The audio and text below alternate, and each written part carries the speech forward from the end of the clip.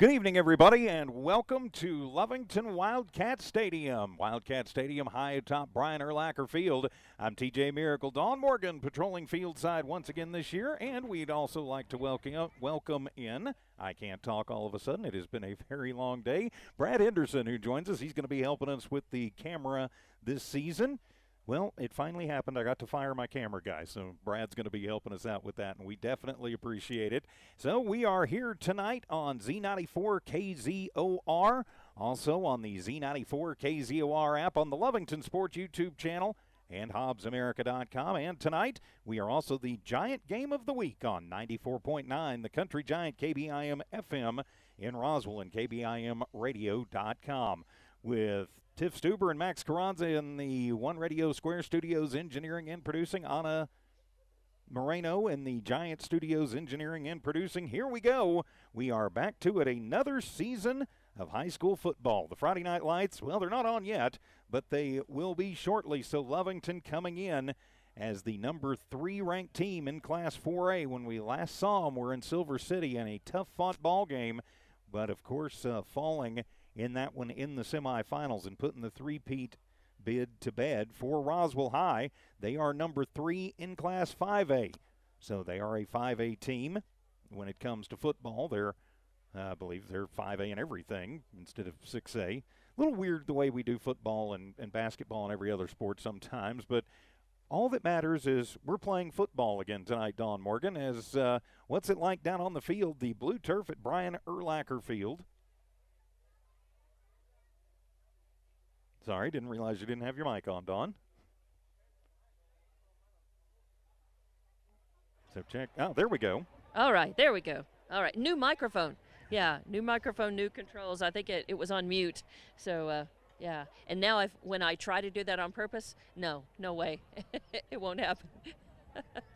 But, first game bugs. That's right, getting everything worked out. Well, I tell you, first game excitement. That's what I've noticed right away. People were gathering earlier than ever here at the stadium, for this game compared to years past. I mean, Lovington, you don't have to ask them twice, for them to show up for these games. But it just seemed like everybody's really, really anxious to watch this team and to get this season started. And I love that, the anxiousness and really the support that the community gives. And they just finished calling for everyone who wants to come down on the field and join that victory line to help the team as they run onto the field. Now, once that's done, everybody has to skedaddle and get back up in the stands, and they're not welcome down on the field again at all, even after the game, according to all the rules. But for now, this is the time when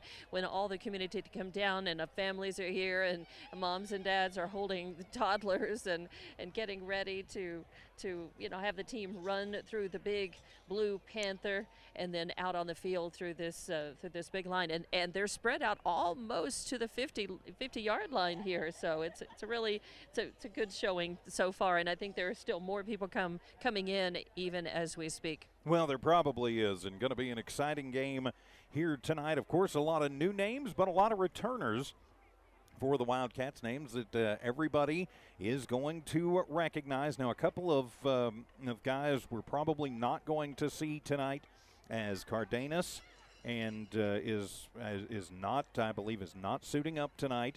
So we will not have on Dallas Cardenas out there tonight. Alex Olguin also not going to be suiting up tonight. So hopefully we'll see them later in the season. But with new names and sometimes some familiar names in some new places, it's the way it works when you start a new season of football. I do believe Wyatt Gomez will be the starter. Of course, he saw significant time a couple of years back as during the Wildcat State Championship season. So, and you've got a lot of great skill position players back. DeMarcus Thompson is back. Patrick Sanchez will also be playing some. They've got him listed as the backup quarterback. Plus, also down, going to see a lot of Ryan Weiser and Kamen Ochoa. Pardon me. I don't know why I have trouble with his name, but we'll see a lot of Kamen. And I think, probably, Dawn, just what we're used to seeing from the Lovington Wildcats. And knowing Coach G, it's always fanatical effort. Oh yeah, the FE that you see on all of their uniforms. That's right, the FE, fanatical effort, and that means every play. That means don't let up. You got to have that.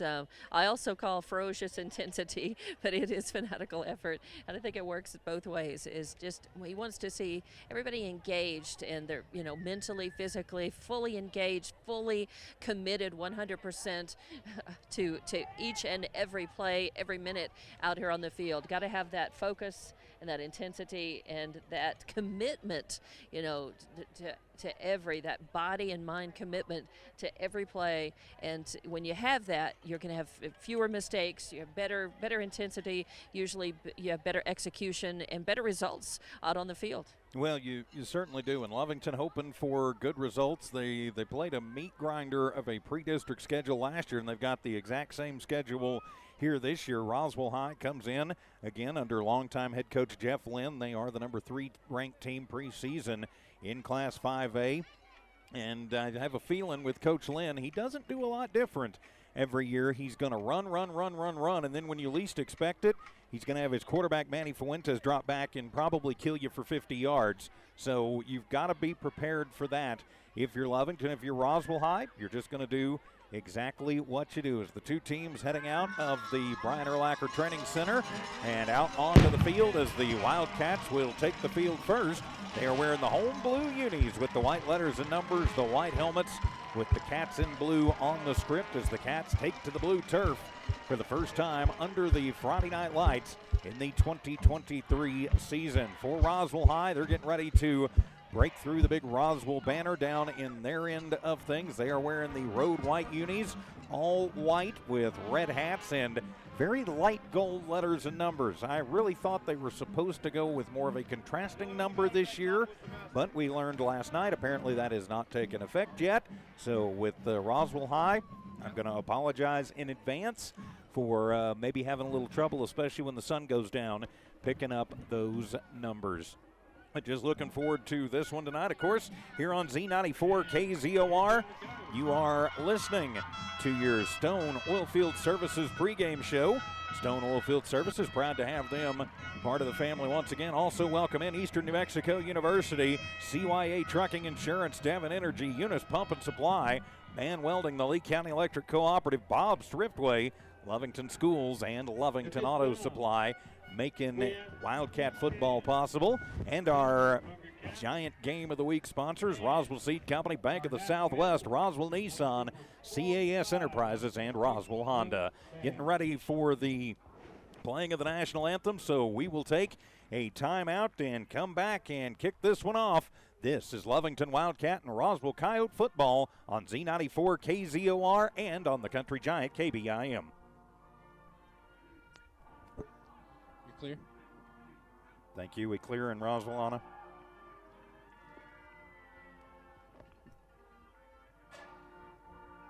Can you hear me? Yeah, I can hear you. Okay, was I on there for a moment or no? No, you weren't. I was.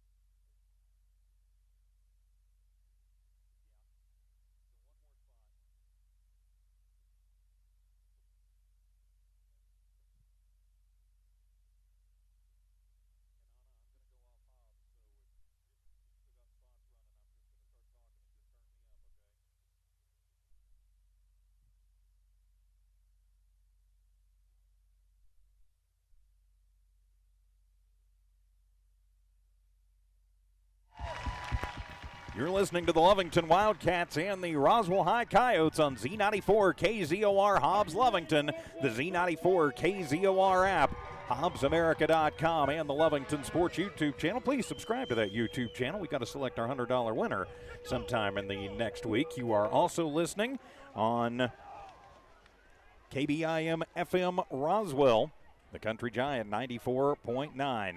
I'm TJ Miracle. Don Morgan patrolling field side. Brad Henderson joins us and will be helping us out with the camera this season. So the two teams ready to go out. Lovington won the toss but elected to defer, so it'll be Roswell High's offense who gets the first crack at this one. So, Don Morgan, final thoughts as we get ready to kick off 2023. Yeah, not surprised. I think we have seen this from Coach G when in the past when he has won the toss. He does like to defer. He likes to come out after halftime and have the ball, and he wants to, he wants his team to tell them set the mark, set the tone, right away, and challenge them to get out there and not. And really start with D. And Lovington's defense has been, so strong through the years under him that, he wants to give them a chance to get in there and set the tone with some grit and grime at the very beginning of the game. And just a quick note, Anna, be sure that the handset in the Giant studio is hung up. But just remember to pick it back up when we go to break. That way we're not getting that nasty feedback kind of stuff. So here we go as we are teed up at the 40-yard line under the Friday night lights, getting ready for the start of this 2023 football season. It'll be, double-check that number, it'll be number 33 teeing it up, and I don't have a 33 on the roster, but he will kick it away, and it'll be a short kick to the near side, and that one is going to bounce and go out of bounds. And so, I don't know, I think if you're Roswell High, you probably take it. Well, you might make them re-kick it to try and get the return in. The return man was set up to be number 16. That's Zy Carrasco. And let's see if they decide they're going to take it. Yep, looks like the offense is coming out. And so Roswell High will just take what they get and ready to go to start the season. So they'll take it up at the 35-yard line. It'll be 1st and 10 for the Coyotes. After the kickoff out of bounds. So as Fuentes will bring him up to the line, he's got a single back deep with him. Single receiver split out wide to the right. Couple guys in tight to the left. Going around side, Fuentes with the option pitch, tosses and staying home, and a big tackle. Nice job for the Wildcats. And Dawn, can you catch the number of that runner? Is that 22? Yeah, it's actually 24. 24, so Wesley Gallegos. So Gallegos, actually. Yeah, and then they're saying that is 22, Sanchez, yeah. The other way. Okay. So Sanchez, the ball carrier, and he loses a couple of yards, so -2. Nice job for the Wildcats staying at home. And so it'll be Sanchez. He is the deep back from the pistol formation. Fuentes from the far hash mark. 2nd down and 12. Handed off and up the gut. And tripping forward is Sanchez. He got tripped up over on that far sideline, but got the 2 yards back, and looks like 3 more, make it 4 more. So a 6-yard pickup for Sanchez, and it's a critical 3rd down and 6 here early. Look for the pass here, as they will come out in an empty set. Twins left, Twins right. Fuentes from the shotgun. Lovington shows blitz, comes in, and Fuentes breaks contain. He'll go across the 45, across the 50, into Lovington territory, and across the 45 and down to the 42-yard line. A big gain. That's 11-16. That is 18 yards for Fuentes, and it'll be 1st down for Roswell. And just a quick note, not able to sign into Boxcast app. Okay, we'll work on it here in just a second. And the handoff is going to come to Sanchez, and he'll go over the left side, and he'll just rug his way forward. Running the hard road inside. He's going to pick up 4. And Dawn, I will try and send you the info you need via text. So Roswell High moving very quickly. First pass of the day attempted. It'll be complete across the 35. Ooh. But Lovington gang tackling and moving. 24 and 45 all over him immediately. Emmanuel Segala with the catch. So Segala with the catch. He's going to pick up. Looks like 5 on the play, so it'll be 2nd down and 1. So second and a short one. They need to get it to the 31-yard line. They're at the Lovington 32. And whistle sound and timeout going to be taken. And so we will take it with him as Coach Jeff Lynn wants to talk about it on 3rd and 1, 9:50 to go here in the first quarter. We are back in 1 minute. The Wildcats and the Coyotes continue on Z94 and the Country Giant.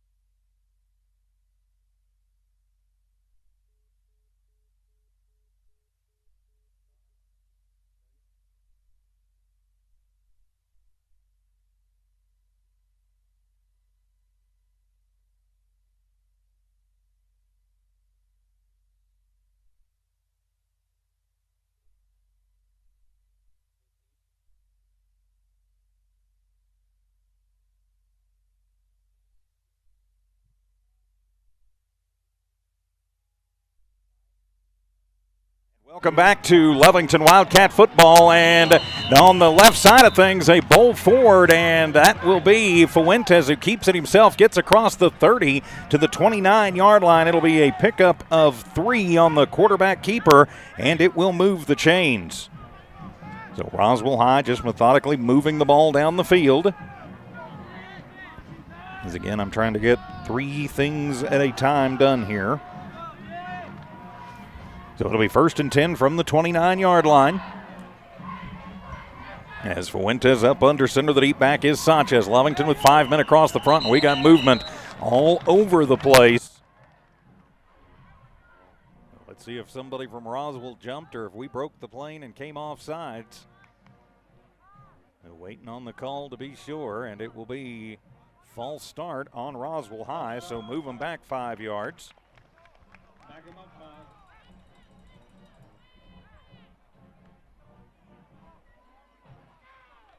First and 15.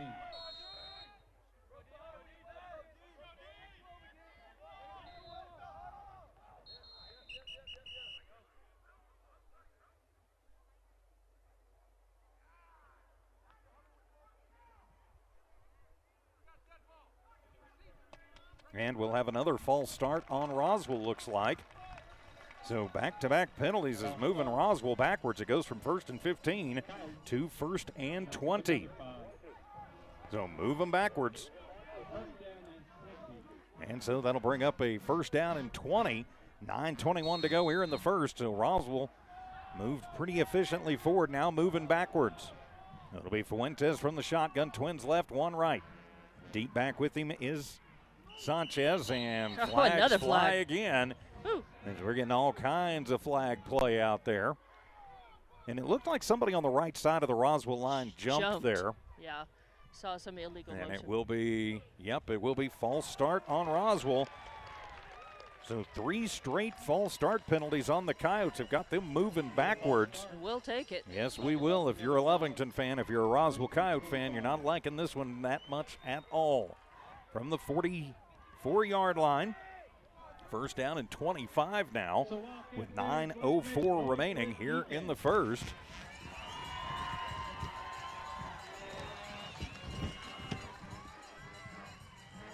So it's basically 1st down and Hobbs. The option pitch goes to Sanchez around the left side. Cats giving chase. Sanchez crosses the 40 down to the 38-yard line. So he's going to pick up 6. He was able to find some room. Valente Herrera was right behind him, but just about a step away. Otherwise, Marcus probably would have hauled him down. Marcus Henderson also on the stop. In pursuit, cleaning him up. So 2nd down and 18 after the 6-yard gain. From the shotgun again, it'll be Fuentes.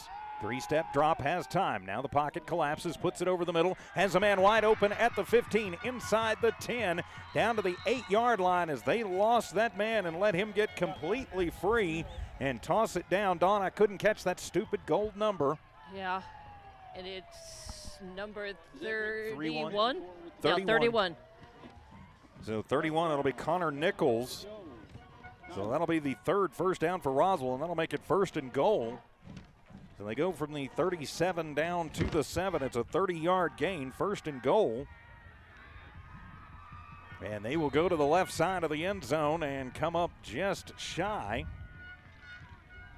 And again, it is Sanchez who runs it that way.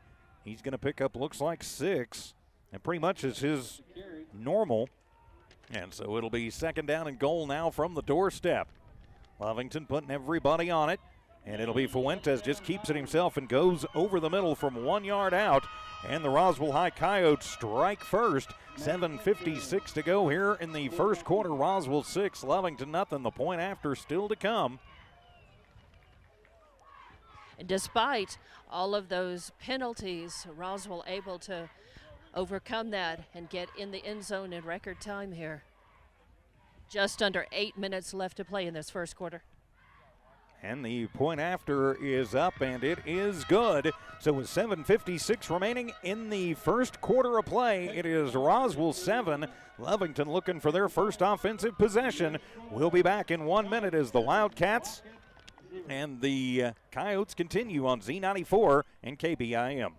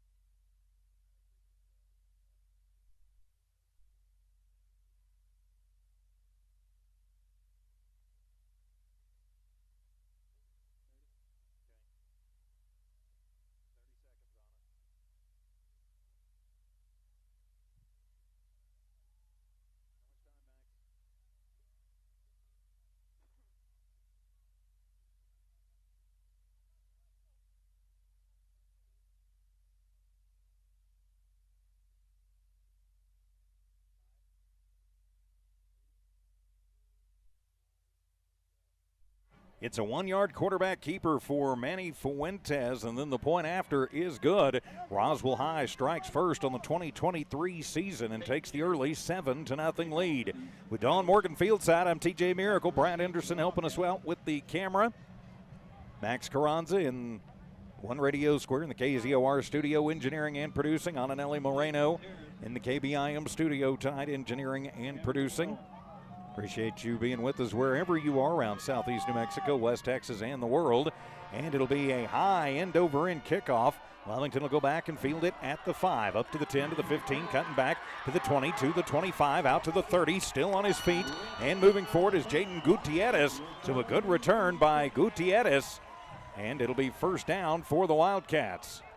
Nice run there. As he saw a little room, he had to cut back to his right a little bit, and then ran into some traffic and wasn't able to find that open field. But still, you know, it gives Lovington pretty good, you know, position to start their first offensive drive of this game. Wyatt Gomez will come out from the shotgun. He's got Cam and Ochoa in the backfield with him. Twins left, twins right. Wyatt with it, steps up, flicks it far side, and underthrown just a little bit as that one was knocked away at the last second by number 14 over there. Don't have a 14 on their roster. But it'll be incomplete for Gomez, and it'll bring up 2nd down and 10. Of course, Gomez in relief a couple of years ago as a sophomore. Impressed an awful lot of folks. And I'm pretty impressed with Lovington's size on the line. You know, really wasn't expecting to see that, but they've definitely got some big boys. Ochoa is the deep back, twins left, twins right. Roswell with 4 men across the front. Hand it off, fake the handoff, throw the wide receiver screen near side to Gutierrez. He'll have it at the 35, out to the 40, before he is met and driven backwards. So Jaden gets it and is going to get 1, 2, 3, 4, 5 out of the completion. 3rd down and 5. Just keep the down and the distance manageable. So it'll be 3rd down and 5, make it officially 6 for the Wildcats. Nose of the ball right at the 40-yard line. Cats and the Coyotes opening the 2024 season. Good crowd on hand here at Wildcat Stadium for both squads. Twins left, twins right again from the near hash mark. Gomez tries the hard snap. Roswell doesn't fall for it. Almost. They flinch, but almost. Throw it across the middle. That'll be complete to DeMarcus Thompson across the 45 out to the 46-yard line. He is going to be, I think, just shy of the first down. It'll depend on the spot. We'll see. They're calling for the chains. And noses the ball right on the 46. And, yep, they will move it. So it'll be a 6-yard completion and move the chains. First down for the Wildcats. Just that little quick hit underneath. Nice job there. Good got timing what they needed. route. And so it'll be 1st and 10 from the Wildcat 46-yard line. Gomez with Ochoa behind him. Fake the handoff to the wide receiver screen far side this time. That one will be completed out to Cesar 2, Gonzalez. Yep. That's Gonzalez, number 3. And so he's going to pick up 1 yard on the play. But I like the quickness. I like how quickly he's getting rid of that ball out of his hand. It helps the play develop faster and gives them more options in running to try to evade that Roswell line. So it'll be 2nd down and 9. We are clicking towards the halfway point of this first quarter. Roswell leading by a touchdown. Trips left, 1 to the right. From the shotgun, Gomez with it, throws it, has a man across the 45 into Roswell High territory. As that one's complete to Anson Marquez, his first catch of the season. That's going to be 3, 5, 7, 8 yards to Marquez and move the chains. First down for the Wildcats. And you really feel Lovington's offense settling into this rhythm. They're working quickly, but so far they're able to execute. And I like this. It feels good, and it looks good on them. From the 42-yard line inside Coyote territory. Lovington on their opening possession of the season. Gomez tries the hard count. Now ready for it. Now he's going to change the play at the line. Gets the signal in from the offensive staff. He's ready for it, claps it, gets it. 5 on the play clock, hand it to Marquez. He to Ochoa. He breaks 1, breaks 2, but can't break the 3rd one as Josh Estrada will bring him down. But a nice little slick 4-yard gain. Make it a 5-yard gain. Cameron Ochoa's first carry of the year, 2nd down and 5. It's going to be that first hit and that first contact that your line makes that's most effective, and having these guys get the ball out of the quarterback's hand into a carrier or a receiver quickly, man, it's really helping this offense. Bunch everybody in tight on 2nd down and 5. Fake the handoff, pressure comes, throw it underneath. That one will be complete across the 40 to the 35 and down to about the 32-yard line. It's Elijah Rivero. Rivero, number 26 this year. So he's going to pick up, let's see, did he get enough? It'll depend on the spot. It's going to be close. Yes, he did. At least I'm thinking he did. If he's short, it's not by much, and they are going to call for the measurement. It'll either be 4 or 5 officially. I think he's got it from up here, just based on where the chain gang is set up and where they've got the ball. Yep, they will say he's got it. Move the chains. First down for the Wildcats. And not to jinx it, Wyatt Gomez is 5 for his last 5 attempts for 25 yards, being very efficient. 5 of 6 overall. And not trying to do too much, just these short little screen passes. I like this. Screens and underneath routes, you'll take what you can get.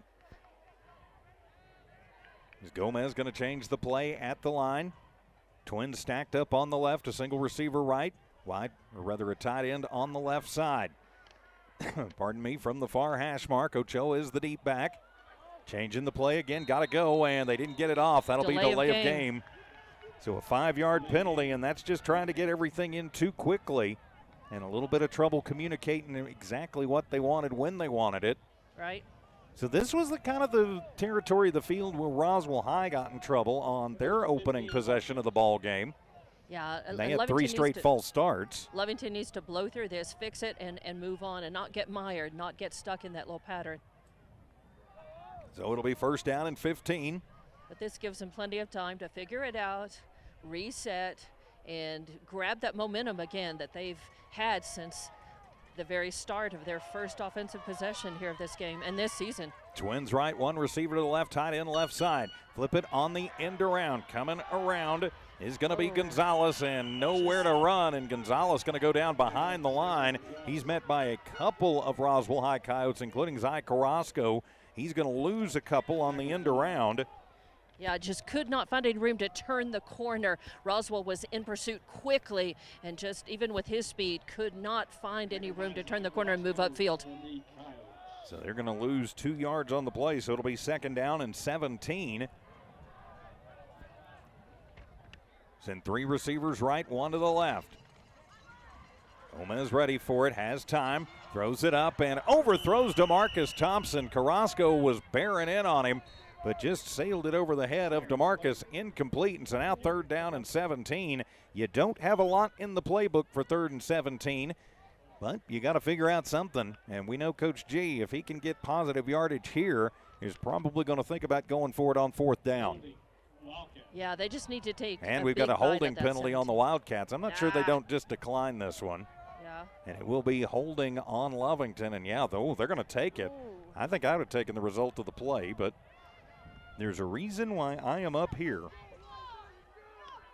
Now that'll be a 10-yard penalty for the spot of the foul, and that'll move Lovington all the way back inside their own territory at the Cat 49. 3:42 to go, fast-moving first quarter. Lovington trailing 7-0. Basically, you know, Tatum to go here. Just about. Twins left, Twins right. Low snap, Gomez handles it. Wyatt gets flushed, rolls right side, throws it, finds a little soft spot in between, gets it to Marquez, and he's going to go all the way out to the 40-yard line. It'll be a pickup of 11. So positive yardage as he tosses that one to Anson. Yeah, and he was met. It would have been much better, but that was, and I don't have a 19 on the roster for Yeah, we do Roswell. not have a 19. Yeah. Early season rosters can sometimes be a little tricky. So it'll be 3rd down and about 18 to go for the Cats.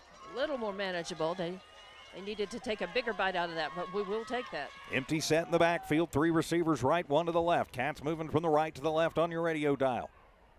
Wyatt waits for it, gets it. 3-step drop, now is going to be flushed, rolls near side, hits as he throws it underneath. Fighting for it is DeMarcus Thompson on the sideline. He will catch it. That'll be the hardest 5 yards DeMarcus Thompson maybe ever gets, as he was battling in there with Weathersby and Eli Lynn, both the coach's kid.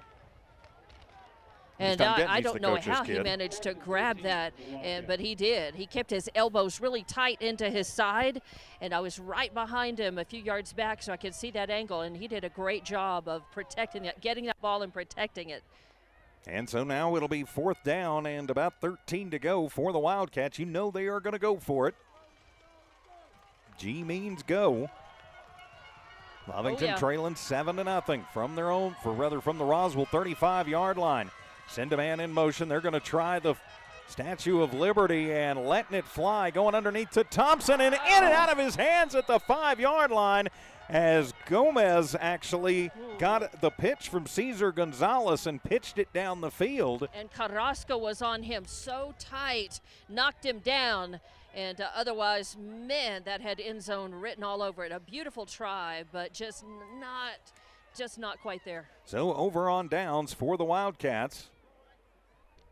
But, you know, you look at it, they're on the 35-yard line, so probably about the same as a punt or a kick. Does not give Roswell great field position to start their next offensive possession. Now Fuentes will step back in with Twins left, 1 to the right. Fuentes hands it off. Sanchez hit in the backfield and just going to be dragged down. Is hanging on is Jaden Bosquez. Sanchez is a pretty good size to take down. It'll be a 2-yard gain, and it'll be 2nd down and 8. Yeah, but Bosquez, man, he is solid, really solid. I think he's like a bulldog. If he gets hold of you, he's not going to let go. No, he is not. Roswell going to split Twins to the left, 1 to the right. Couple tight ends in the ball game. Fuentes with the option pitch near side. Sanchez is hit immediately and gets back to the line. Good pursuit down that line by Ramiro Gonzalez. Yep. It'll be no gain on the play, and so now 3rd down and 8. That was really nice defense by Lovington that may, on a 3rd down, that's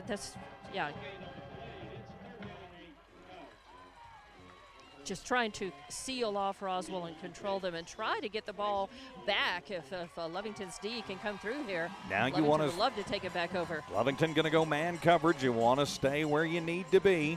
Empty set in the backfield. Fuentes likes to run in these situations. He will step up. He's hit the backfield, and he is going to be dropped back at the 30-yard line. Is coming through, and the big hit, Alex Rivera. It'll be a 5-yard sack, first of the ball game, and it'll be 4th down and 12 now.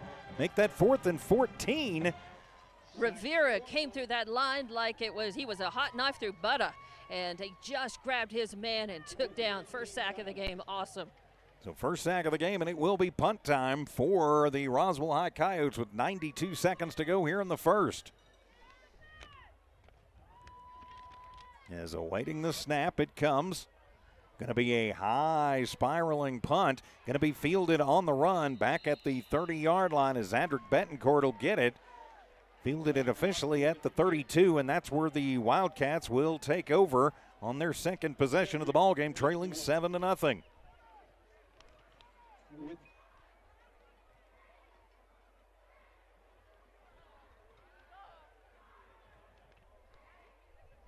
Wildcats start 1st and 10 from their 34-yard line. So it'll be 1st and 10 from the Wildcat 34-yard line. Again, I apologize. I'm working on about 3 different things here.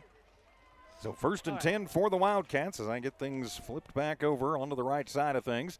Gomez fakes the handoff, going to roll near side. Just going to have to, well, I thought he was going to tuck it and take it. If not, he'll throw it and gets to Marcus Thompson on the wobbler. Gets out of one at the 40, down inside the 30, down to the 25-yard line. How did that happen at all? Roswell High pointing at the sideline saying he stepped out. But nope, not going to happen at all. So that's a biggie. That is 16, 26, 36. 39 yards on the completion and move the chains for the Cats. And Wyatt got hit right as he released that ball, and it was a wobbler up in the air. But Thompson, I don't know, he's got the sticky stuff on his hands and the radar for the ball tonight, and we love it. 39 yards for the completion. Lovington on the move. 1:04 to go here in the first quarter. Twins left, one to the right. From the shotgun, Gomez back, pressured, pump fake, comes across, and that one a dangerous pass, trying to get Thompson again, and he is blown up. Soon as the ball gets there, good timing on the part of Weathersby again, 32, yep. So it'll be incomplete, and that'll bring up a 2nd down and 10 for Lovington.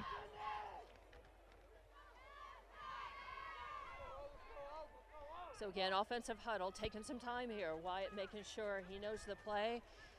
And now, man, Lovington is just a couple yards from the red zone, knocking on the door. So with Twins left, Twins right. 2nd and 10 from the 23-yard line. Gomez back to pass, throws the screen over to the right side. It'll be complete to Ochoa. He's going to put his shoulder down and bowl forward and get across the 20 down to the 19-yard line. It'll be a 4-yard pickup. So Ochoa picking up 4. And now it'll be 3rd down and 6. 84 yards through the air for Wyatt Gomez on 13 attempts. He is airing it out here in this first quarter. Definitely connecting and no hesitation. I like this, man. The Lovington 6 different receivers, too. Yeah. So it'll be 3rd down and 6 for the Wildcats. Twins left, Twins right. Low snap. Gomez handles it. Throws the quick hitter over onto the far side. That'll be complete. It's to Gutierrez, Jaden Gutierrez. So Gutierrez picks it up. He's going to be a little shy of the first down. He's going to get another 4 or 5. Very close. They're going to put him at the 15, make it the 14, so they're going to give him 5 officially. So it'll be 4th down and 1 as time will expire. Nope, he got out of bounds, so clock will stop. So 4th down and 1 for the Wildcats. 6 seconds left in this first quarter. Man, this first quarter has flown. So the Cats going to come up, go jumbo formation under center, and just pushing forward is Gomez. He should have enough for the first down, I would think. Roswell's saying he doesn't. After they get him unpiled, we'll see where they pull Wyatt out of there. Roswell's pointing. They think they've got it. And they're talking about it. All for the rest. And they're going to say no gain on the quarterback keeper for They're saying Gomez. it's Roswell's. So Gomez, no gain as he gets stonewalled, and that will end the first quarter of play. After 1, it's Roswell 7, Lovington nothing. We'll be back in 1 minute on Z94 KZOR and 94.9 The Country Giant.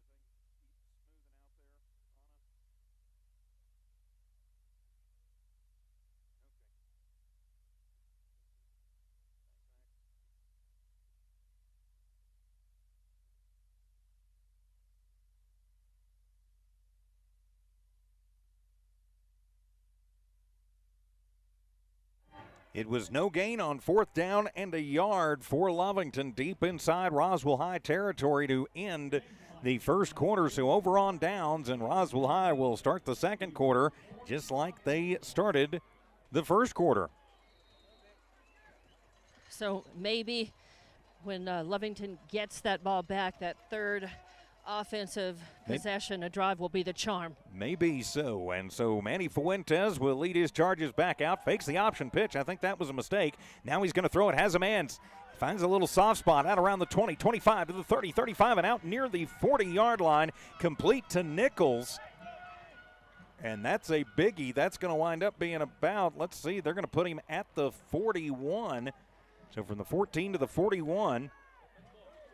29-yard completion. They're taking it in big chunks when they get it. And Roswell is doing their hurry-up offense. And it'll be a big run as coming around the right side is Sanchez as he's going to cross into Wildcat territory and get down to the 40-yard line.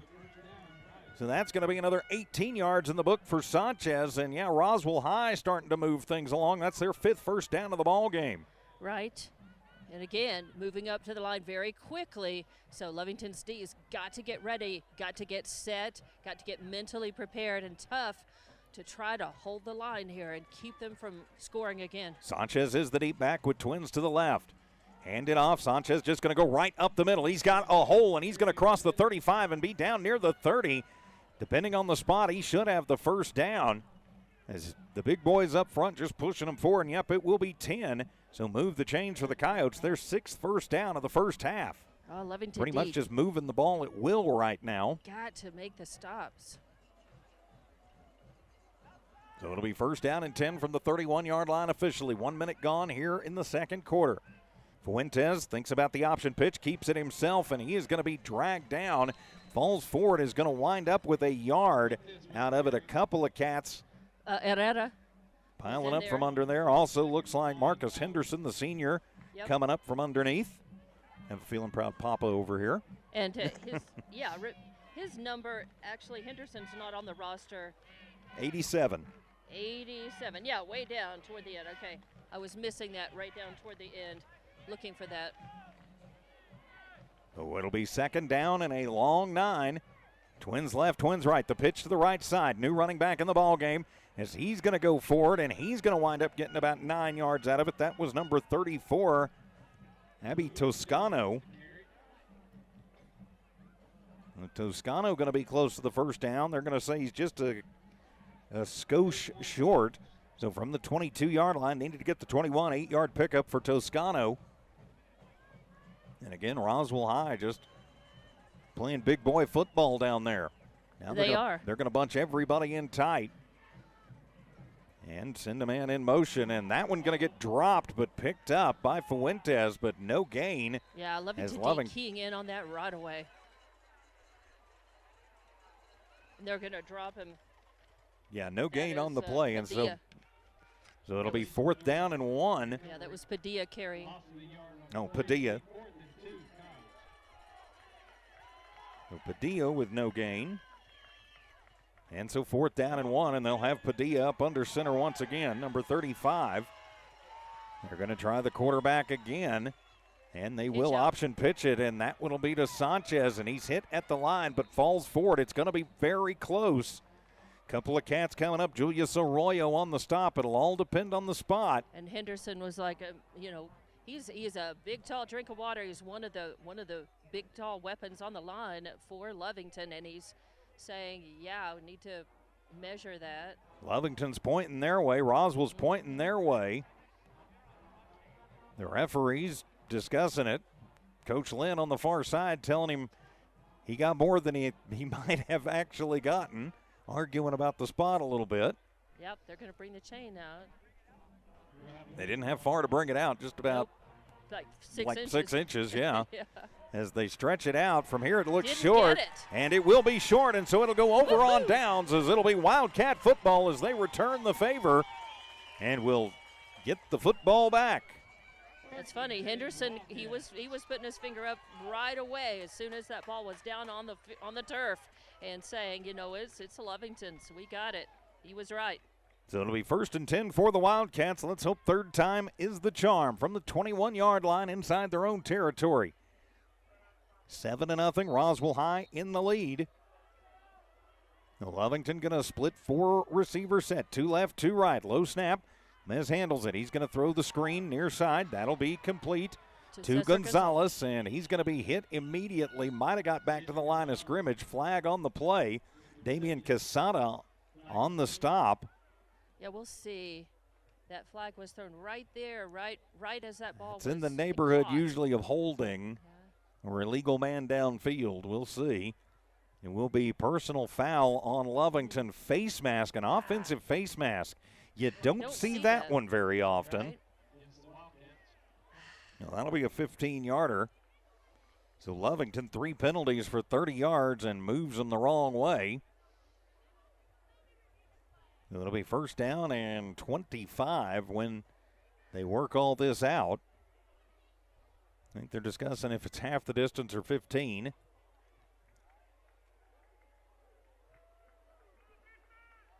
We We'll may see. get lucky. We may not. No. Yeah, it may wind up only being 12 yards, G. Right. That's a loss of 15 yards. It'll be. Yep, and from the spot it is 15, and so back at the 11-yard line. Ouch. 10 yards from the line of scrimmage, 15 yards from the spot. So replay 1st down. It'll be 1st down and 25 now for the Wildcats. Actually just 1st and 20. All right. Trips to the left, 1 to the right. Good snap. Gomez waits for it. Now he's going to get flushed, and he's going to be sacked as nobody open. Good coverage down the field. Nowhere for Gomez to go, and he's going to be down. First sack of the ball game. We don't have a 71. We don't have a 71, so 71 with the sack, but it'll be a 6-yard sack. It may be Gutierrez because I don't see a 72. I don't know.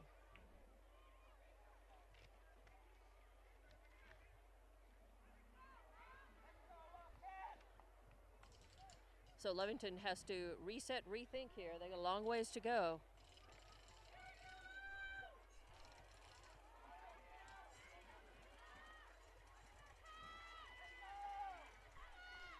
So it'll be dropping back from his own end zone. Throws it underneath. It'll be complete, but only out at the 6-yard line on the near side. Not any room to run, so a completion coming to Ochoa. Lovington just Or having pardon me, that was Gutierrez, but no gain. Yeah, Lovington having a lot of trouble with this Roswell line. They are just able to spread things out. They use their side, but they're also quick.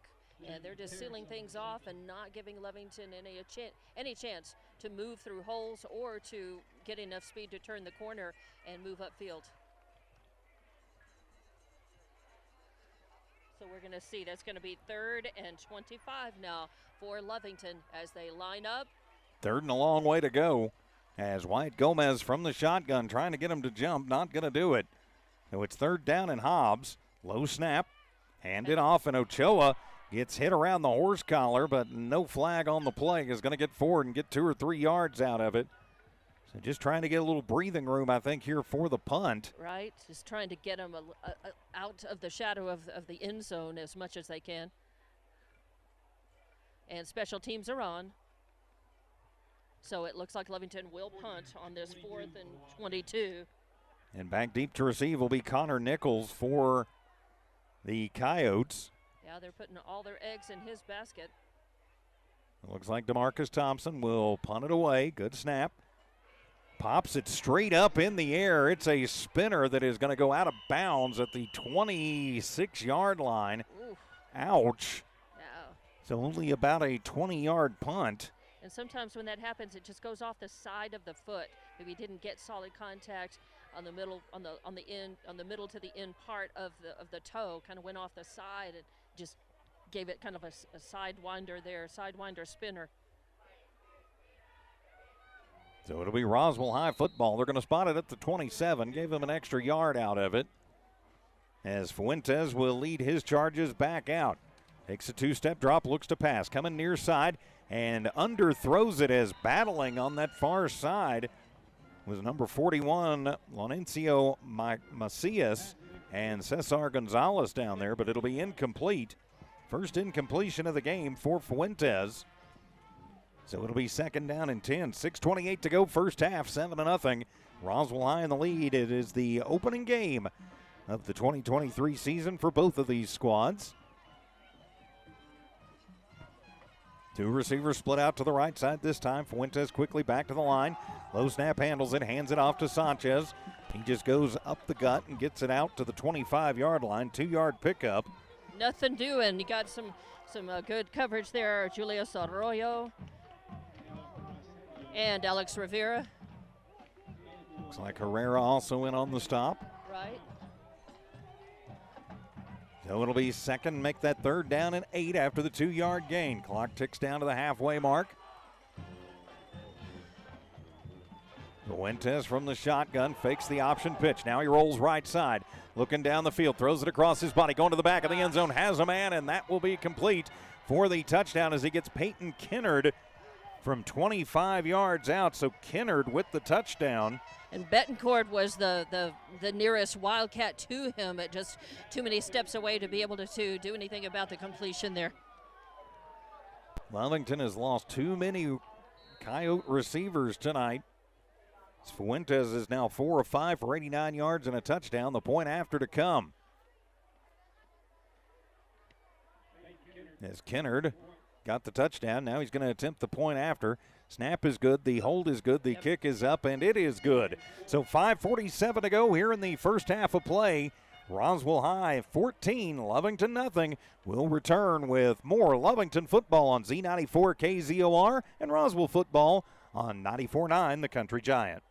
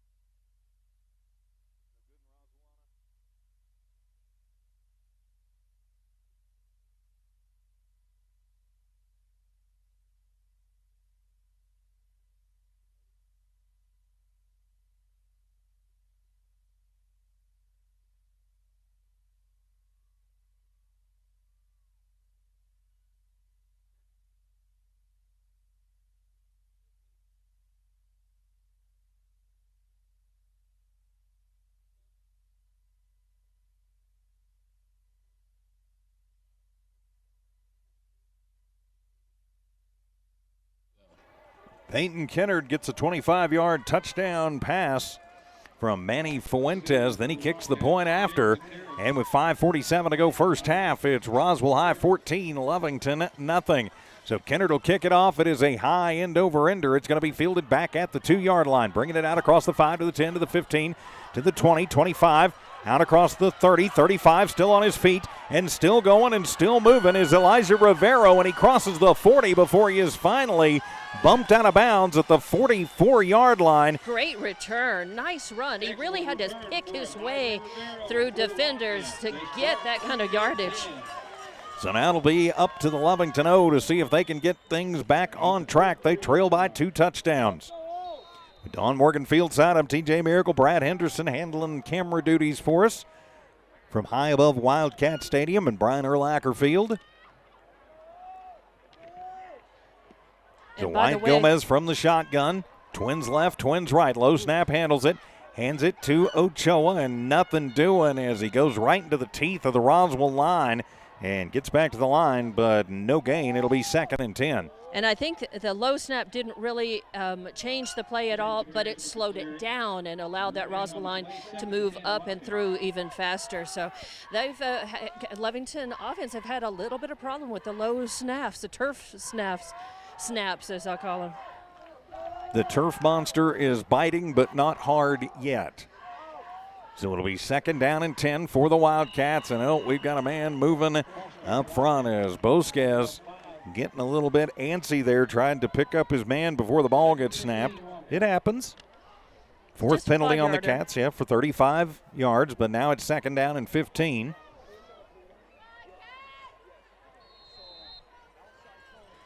Of course, you can hear the Lovington faithful behind us saying, hey, let's go Cats. They want to see more. They want to see the offense catch fire like they did on their first possession in that first quarter and really move the ball, kind of control the ball and move it. Had good rhythm and tempo, but kind of stalled out. Right. So good snap. Gomez waits, fires, slings it onto the far sideline, and that one is going to be incomplete as it was knocked away as Gutierrez battling with one of the Coyotes over there who knocks it away at the last second. So that'll bring up a 3rd down and 15 situation for Lovington. So the running game not really going for the Cats. Only 4 net rushing yards to go along with 89 passing yards thus far. 437 actually to go here in this first half. So the passing game has been a little hit and miss lately and haven't been able to establish the run as of yet. Yeah, they had a lot of confidence in that first drive, but as you said, it stalled out. And, I think that sort of dampened their enthusiasm and their confidence just a little bit. They need to get that back. And Coach G going to take the timeout. 4:37 remaining here in this first half of play. It's Roswell 14, Lovington nothing. We'll be back for more Roswell football on KBIM and Lovington football on Z94 KZOR.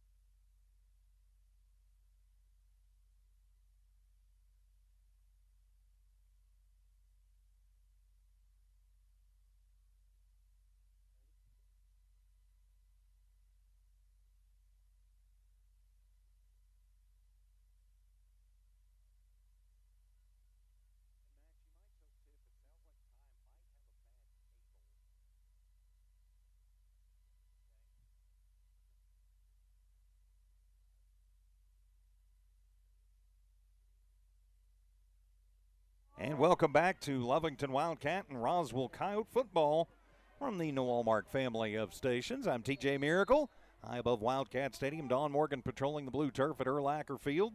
Brad Henderson helping us out with the camera. Thank our producers and engineers here in a moment.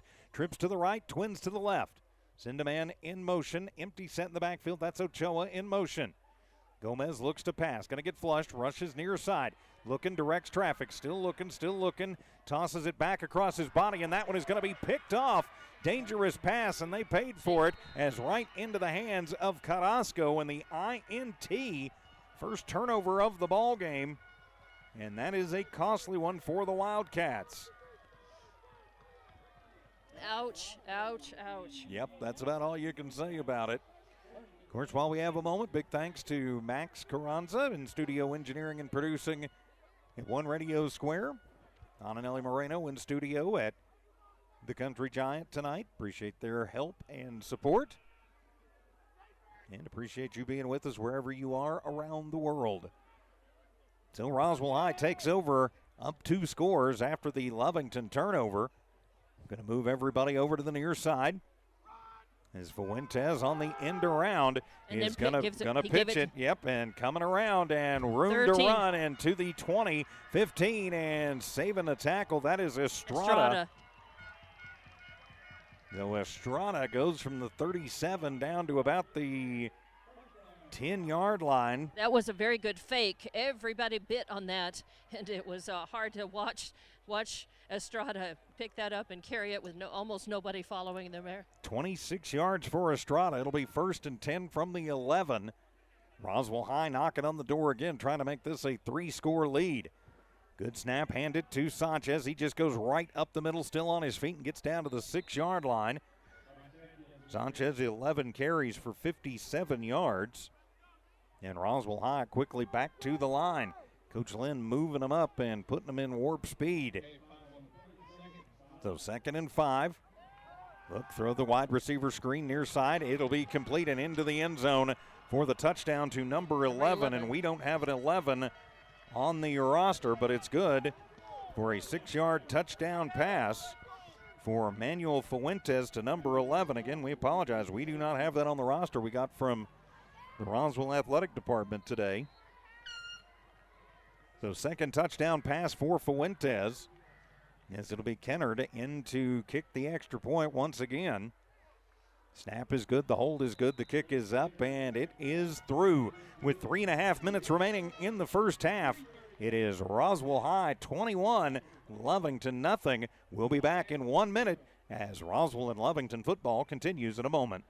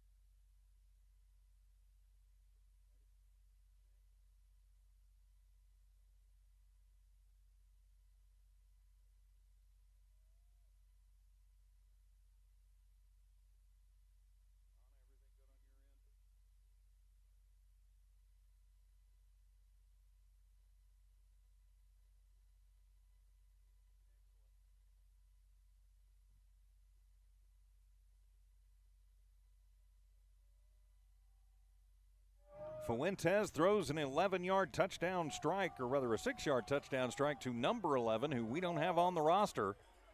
And then the point after for Kennard is good, as Kennard will kick it away. It is a high wobbler, going to be fielded by Gutierrez at the 7. Brings it out across the 10 to the 15 to the 20. Comes across the seam, 25 to the 30. Hole up the middle, 35 to the 40. Gets away from a tackle, across the 45, and is finally going to be met by a wall of Coyotes and pushed down at about the 47-yard line. So Lovington's return game has definitely been playing good. Now they need to get the offense back to life, Dawn. That's right. They've got to be more consistent. That offense will have a really great run or a play, and then they'll either incur a bad penalty or they'll just stall out. So they've got to just be a little more consistent. We want to see them catch fire and successfully move down the field, try to get on the board.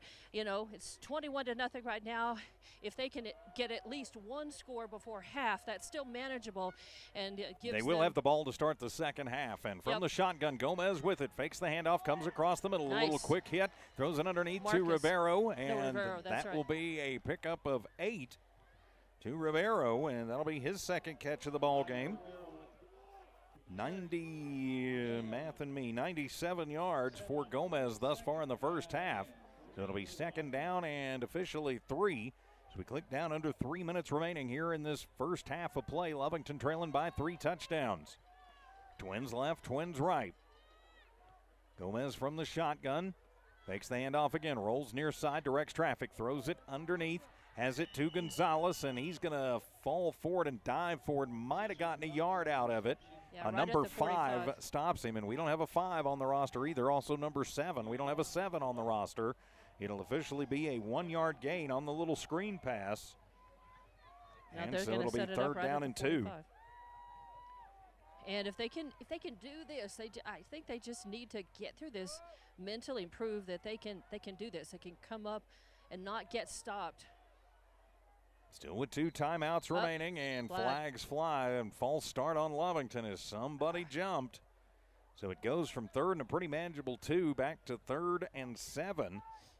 That is the 5th penalty of the ball game for 40 yards against the Wildcats.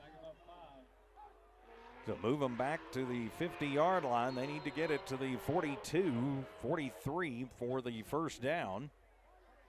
So 3rd down and 7 on a beautiful night for football here in Lovington, New Mexico. Stations, I'll give you your ID here in just a moment.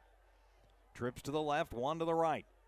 From the shotgun, Gomez fakes the handoff. Pressured, runs backwards, throws it, and in the neighborhood is going to be, that was Ochoa. So they're not going to get him for the intentional grounding, I don't think.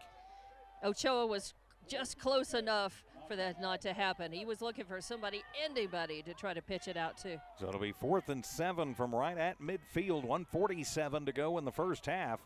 Lovington trailing 21-0. Roswell High trying to keep it right at a 3-score game. Lovington not even thinking about sending out the special teams. Going to come out with an empty set in the backfield. Wyatt looks over, going to change the play at the line. Now they all know what they're going to do. Gets it. Now he'll just quick kick it away, and that'll be a spinner. It's going to bounce inside the 20 and will keep going towards the end zone and not able to get to it in time. Good hustle by Anson Marquez, but he couldn't knock it down in time. So it'll go into the end zone for the touchback, bring it out to the 20. You're listening to the Lovington Wildcats on Z94 KZOR Hobbs Lovington, the Z94 KZOR app, watching on the Lovington Sports YouTube channel and on HobbsAmerica.com. And this is your 94.9 Country Giant Game of the Week on 94.9 KBIM FM Roswell and KBIMradio.com.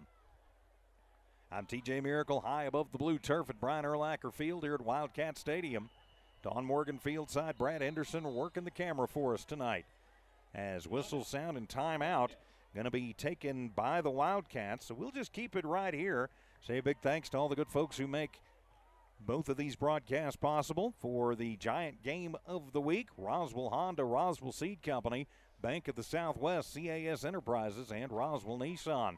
For your Lovington Wildcats, Eastern New Mexico University, CYA Trucking Insurance, Devon Energy, Eunice Pump and Supply, Stone Oilfield Services, Man Welding, Lee County Electric Cooperative, Bob's Thriftway, Lovington Auto Supply, and the Lovington Schools. Of course, you do have your Lovington Auto Supply Napa Know-How halftime show coming up in 1:36 of clock time, and also your Bob's Thriftway coaches conversation momentarily too.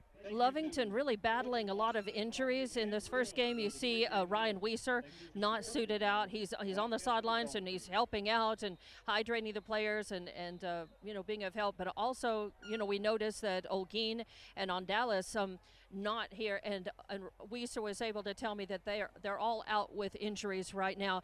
Weiser actually is looking at maybe mid to late October before being able to be released from his shoulder injury and rejoin the team.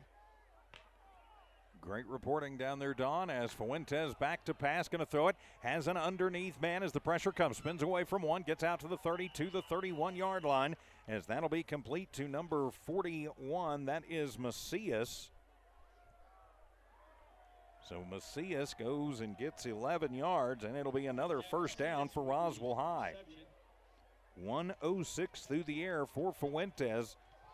And now Fuentes rolls to the right side, pressured by Henderson, throws it across his body, and he'll have a man out near the first down sticks. Can't believe that Estrada was able to scoop that up before it hit the turf. It was a completion, and hurry up offense by Roswell. They're back on the line, ready to go. Yes, they are. So 1:09 to go. First down for Roswell High. They're 8th of the half.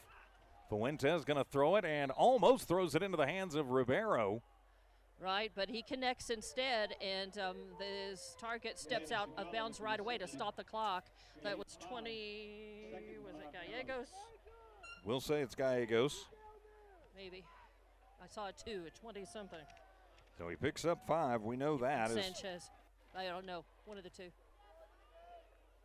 Stupid gold numbers. I hate light numbers on light uniforms. All the way on the far side, too. So it'll be second down and 5. Clock stops with 1:01 to go in the first half. Roswell High trying to tack onto a 3-touchdown lead. Fuentes, as the pocket breaks down, is going to scramble, runs for his life, crosses the 50 to the 45 to the 40, turns the corner and runs out, and is going to be pushed out of bounds by Zadrick Betancourt, but not before he gets a huge gain. That's going to be 10, 12, 14 yards on the keeper. Well, that little scramble wasn't designed to be the keeper, but he had to scramble, and once he did, man, he had some open field in front of him. He made the most of it. And came by me a bit, missed me about 2 inches here. I don't think you're an eligible tackler out there, Dawn. No, I wish I would have brought him down if I could have. That'll be the 9th first down for Roswell High. Under a minute to play first half as they've got the warp speed offense going. Fuentes back to pass, throws the quick hitter over onto the far side and in and out of the hands of his intended receiver, Weathersby. Sanchez. Actually, I think that was. Oh, was that Sanchez? Sanchez that time. So it'll be incomplete. And that is the first incompletion in the last 7 attempts for Fuentes. He has been efficient. So 2nd down and 10 from the Lovington 38-yard line. 48 seconds before the half. Of course, the Bob's Thriftway coaches conversation coming up. Good snap. Fuentes back to pass, wants it all. Goes down the far side, underthrown, and almost picked off, but then almost into the hands of one of the Coyotes. Just nice up. Some good coverage by 13 and 26 down there. That was Betancourt and Rivero. I think it was Rivero jumped up, had the ups, and really tried to intercept that. So now it'll be 3rd down and 10. As the Coyote has to, that's Macias, makes the long trot back in. So now it'll be a 3rd down and 10 situation. 42 seconds to go here in this first half of play. Roswell High leading Lovington 21-0. Twins to the right, 1 to the left from the near hash mark. Low snap, it's handled. Fuentes rolls right, tosses back across his body, and that one is going to be almost picked off, but instead it's into the hand of Macias down at the 5-yard line, and he is going to be brought down there. It'll be a 33-yard completion to Macias. And that got through a Wildcat and right into his hands. Betancourt had that, and it just went right through his hands. And he had great position and just almost had the INT on that. And timeout going to be taken by Roswell with 29 seconds to go here in the first half. We'll take a 30-second timeout. So back in 30 seconds as Roswell football continues on KBIM and Lovington football continues on KZOR.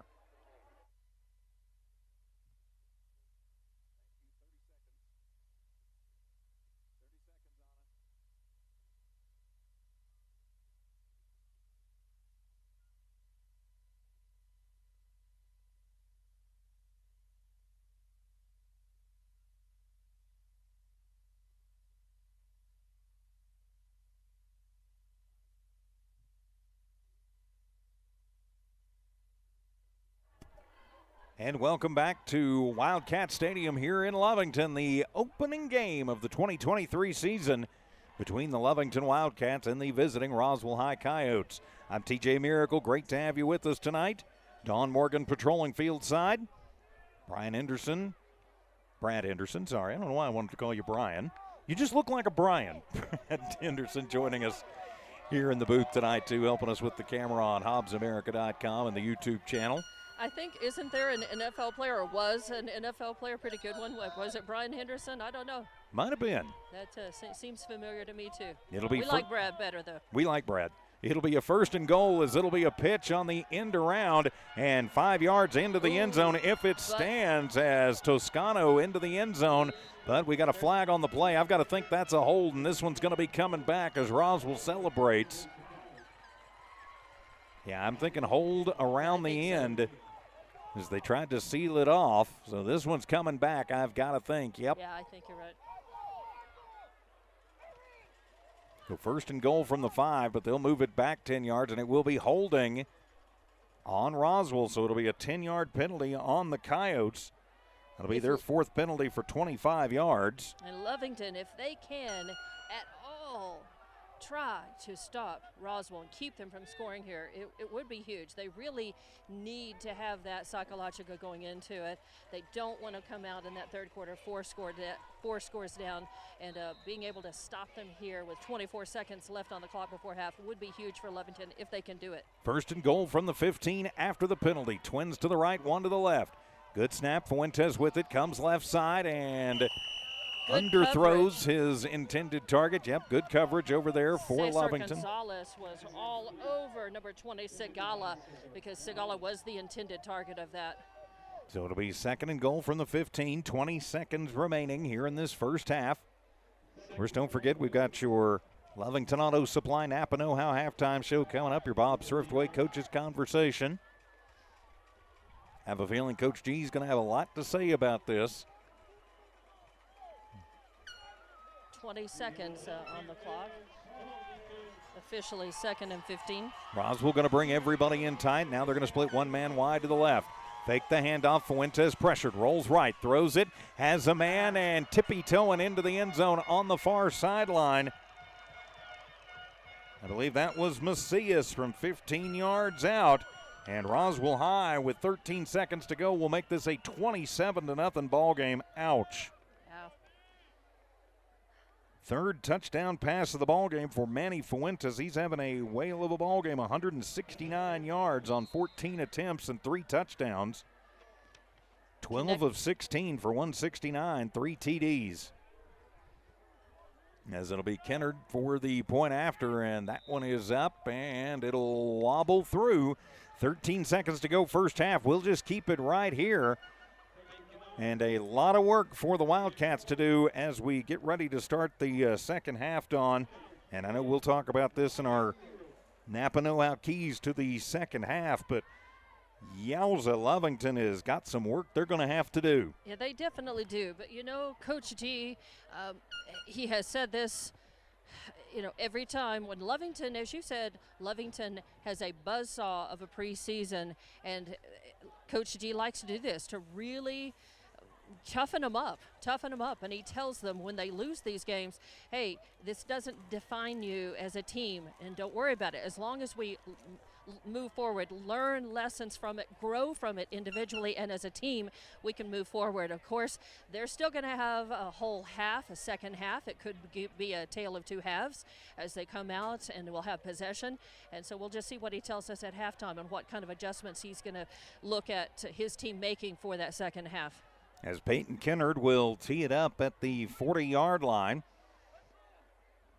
Lovington trailing by 4 scores. If you're Roswell High, this has pretty much gone almost exactly like Coach Lynn scripted it up.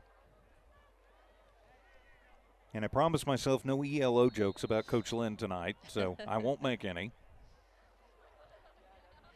Although there's a hit song in there somewhere. All right, I did make one. I'm sorry.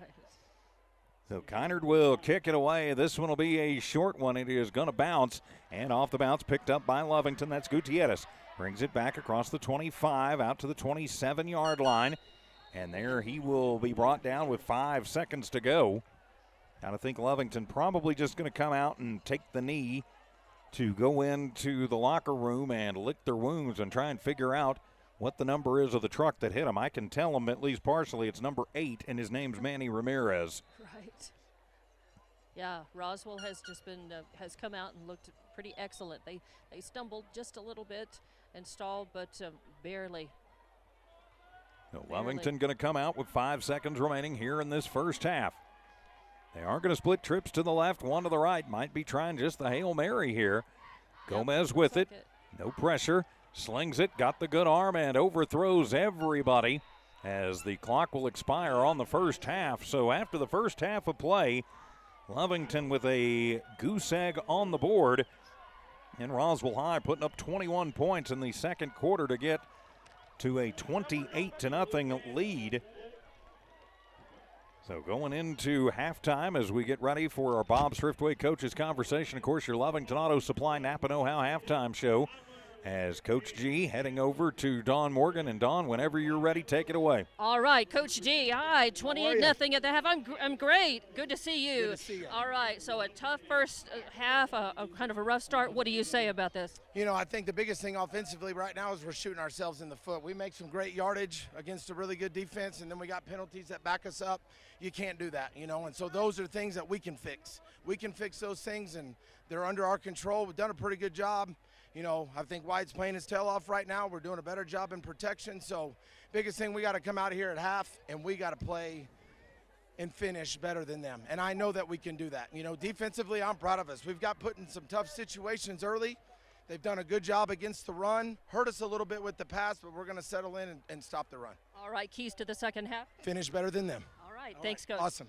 You heard the man, finish better than them. Our Bob Thriftway coaches conversation from our great friends at Bob Thriftway, your local hometown grocery store right here in Lovington. Your Lovington Auto Supply Napa Know-How halftime show on the way after this 3-minute timeout. This is Lovington Wildcat football on Z94 KZOR and Roswell High Coyote football on your giant game of the week on KBIM.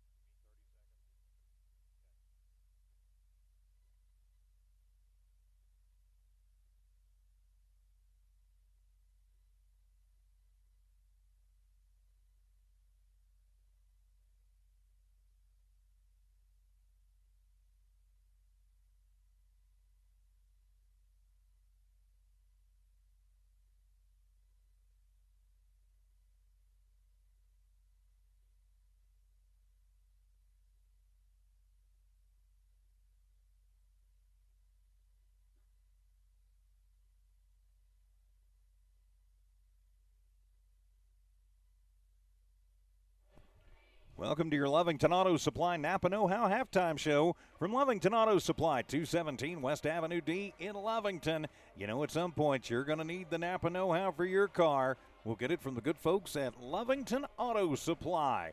Lovington Auto Supply in Napa. Get up and go. Don Morgan Field side at Brian Urlacher Field. I'm TJ Miracle, high above Wildcat Stadium. Helping us out tonight, Brad Henderson, running our camera, and already made some very nice suggestions on some things we need to do. So I think we'll be taking his advice on that. Of course, we've got Ananelli Moreno in studio engineering and producing on 94.9 The Country Giant. This is the first edition of the Giant Game of the Week, and Max Carranza in studio engineering and producing on Z94 KZOR. So let's take a look at the numbers in the first half of this one. We will start with the visiting Roswell High Coyotes. It's been the Manny Fuentes show as he's having a whale of a ball game. Through the air, he goes 10 of 14 for 169 yards, 3 touchdowns, and no interceptions.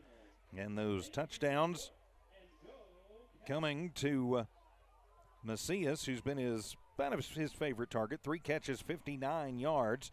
2 catches, 59 yards for Nichols. And the other touchdown was a 25-yard strike to Kennard. On the ground, Fuentes has also done some damage. 6 carries for 32 yards. He was sacked once. He also has a rushing touchdown. And Bryce Sanchez with 11 carries for 57 yards. Toscano 1 carry, 8 yards, and an end around for Estrada that netted him 26 yards. So if you're keeping up with home, that's 169 through the air, 134 on the ground, 303 total in the first half for Roswell High. They got 10 first downs in the first half. They were whistled 4 times for 25 yards. It's a little misleading because 3 of those were on consecutive play false starts.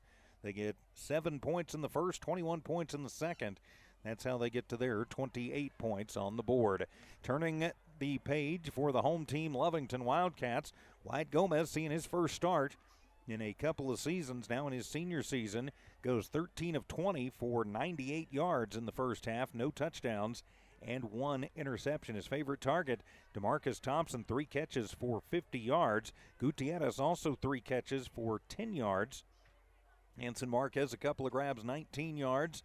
Rivero, 2 catches for 13 yards. On the ground, it has definitely been hard sledding for the Cats.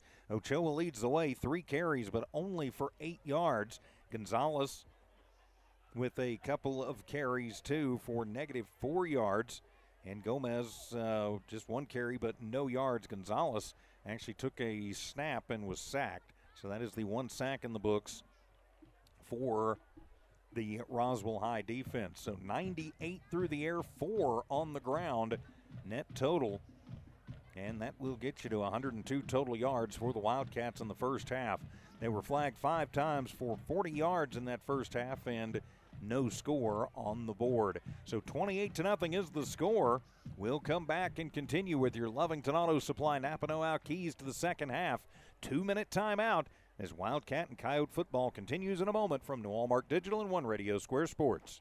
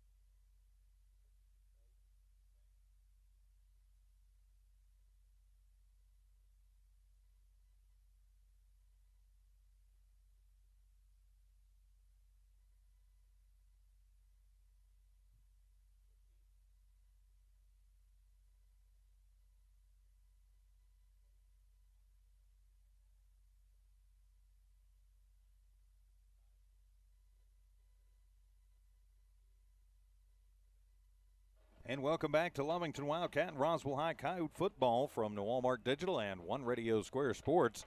With Dawn Morgan fieldside, I'm TJ Miracle. Brad Henderson helping us out with the camera tonight. Max Carranza and Ana Moreno in studios, plural tonight, engineering and producing. This is your Lovington Auto Supply Napa Know-How halftime show.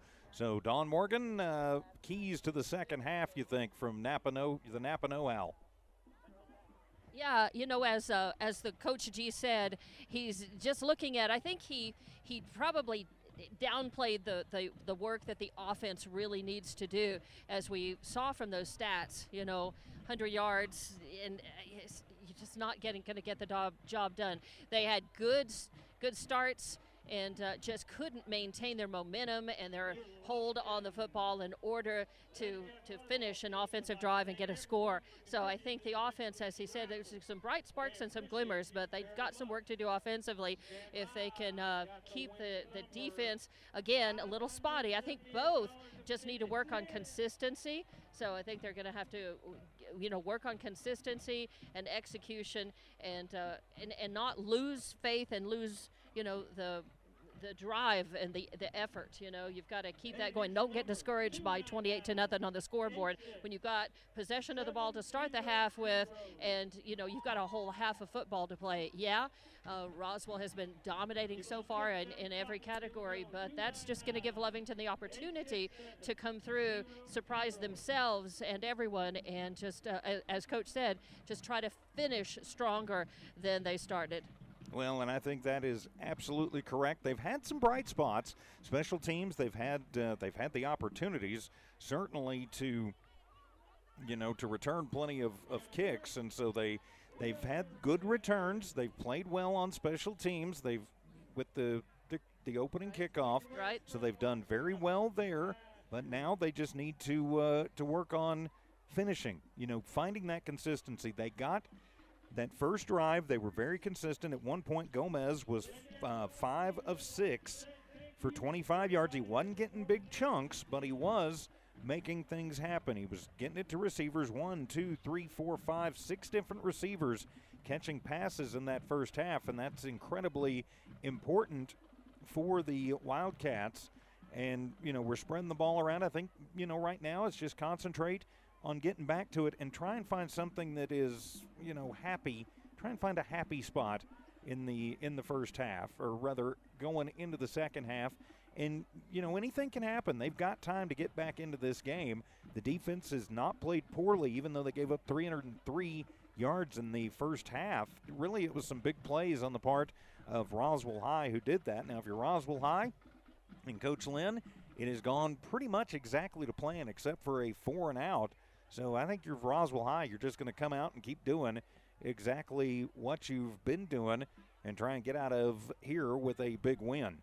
Yeah, and a big play or two could go a long way toward trying to really ignite the excitement and the momentum of, for Lovington if they can get that. But they really try to, as you said, just be consistent. Take those small bites out. Keep moving forward, and try not to shoot themselves in the foot. Coach D mentioned too many penalties, too many costly penalties, and too many, over on downs and turnovers in that first half. So Lovington's definitely got, some things to think about, some things to work on, and you can't sell Roswell short. I mean, this is a tough team that Lovington is starting off with against their first rattle out of the bag here in this season. So they're tough. They knew they were heading into, a big red buzzsaw, but Lovington needs to just kind of regroup, refocus, get out there and find that energy and that spark that they found with that first offensive drive, but this time keep it going and get in the end zone. If they can find the end zone a couple of times, I think that's going to change the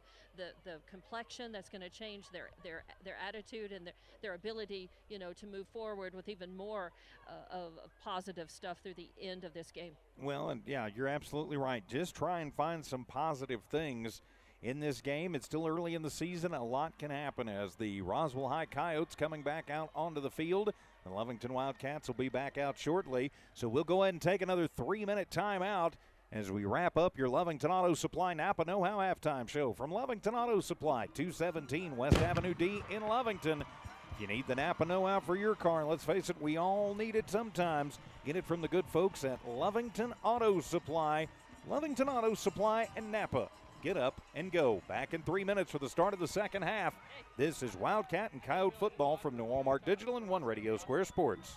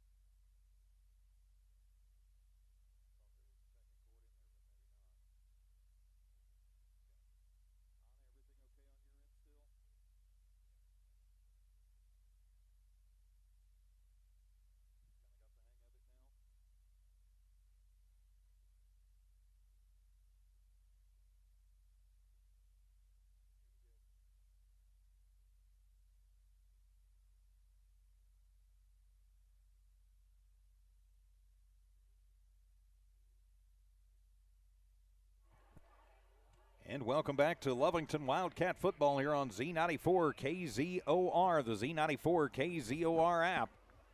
The Lovington Sports YouTube channel, please subscribe, by the way, and HobbsAmerica.com. And your Giant Game of the Week. Chavez County matchups and games all season long. Tonight, the Roswell High Coyotes on 94.9, the Country Giant, KBIM FM, and KBIMradio.com. Patrolling the blue turf at Brian Urlacher Field, she's Dawn Morgan. I'm TJ Miracle, high above Wildcat Stadium. Brad Henderson on the camera duties tonight.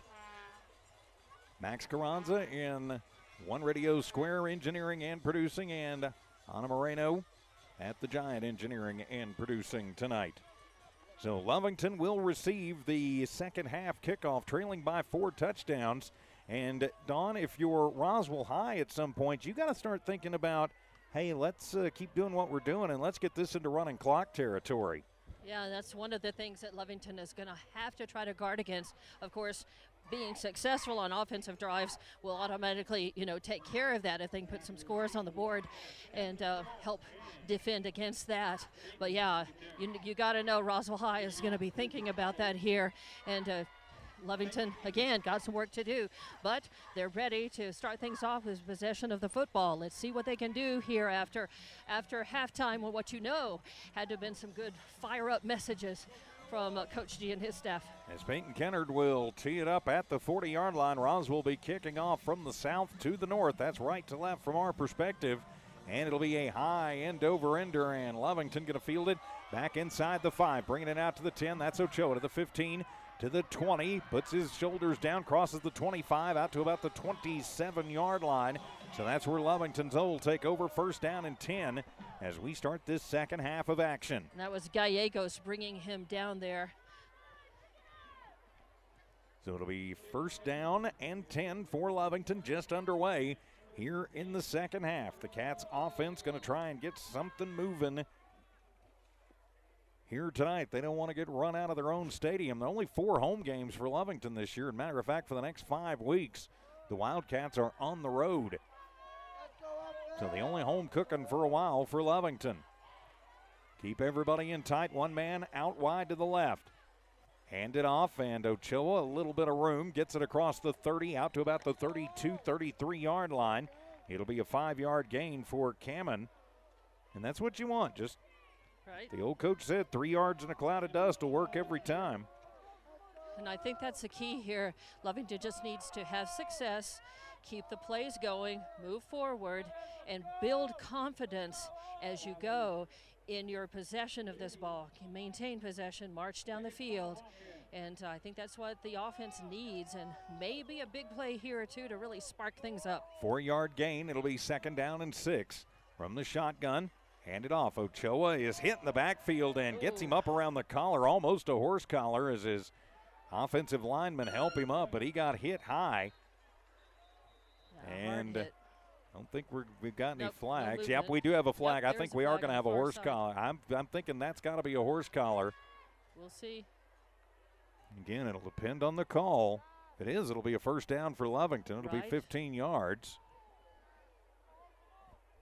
So let's wait and see, and it will be personal foul. And it'll be on Lovington. But what's the personal foul? He didn't indicate whether it was unsportsmanlike or what it was. So it'll be a personal foul on Lovington. So a 15-yard penalty moves them backwards. Ouch. And Coach G talked about it in the coaches' conversation as, bad penalties at bad times.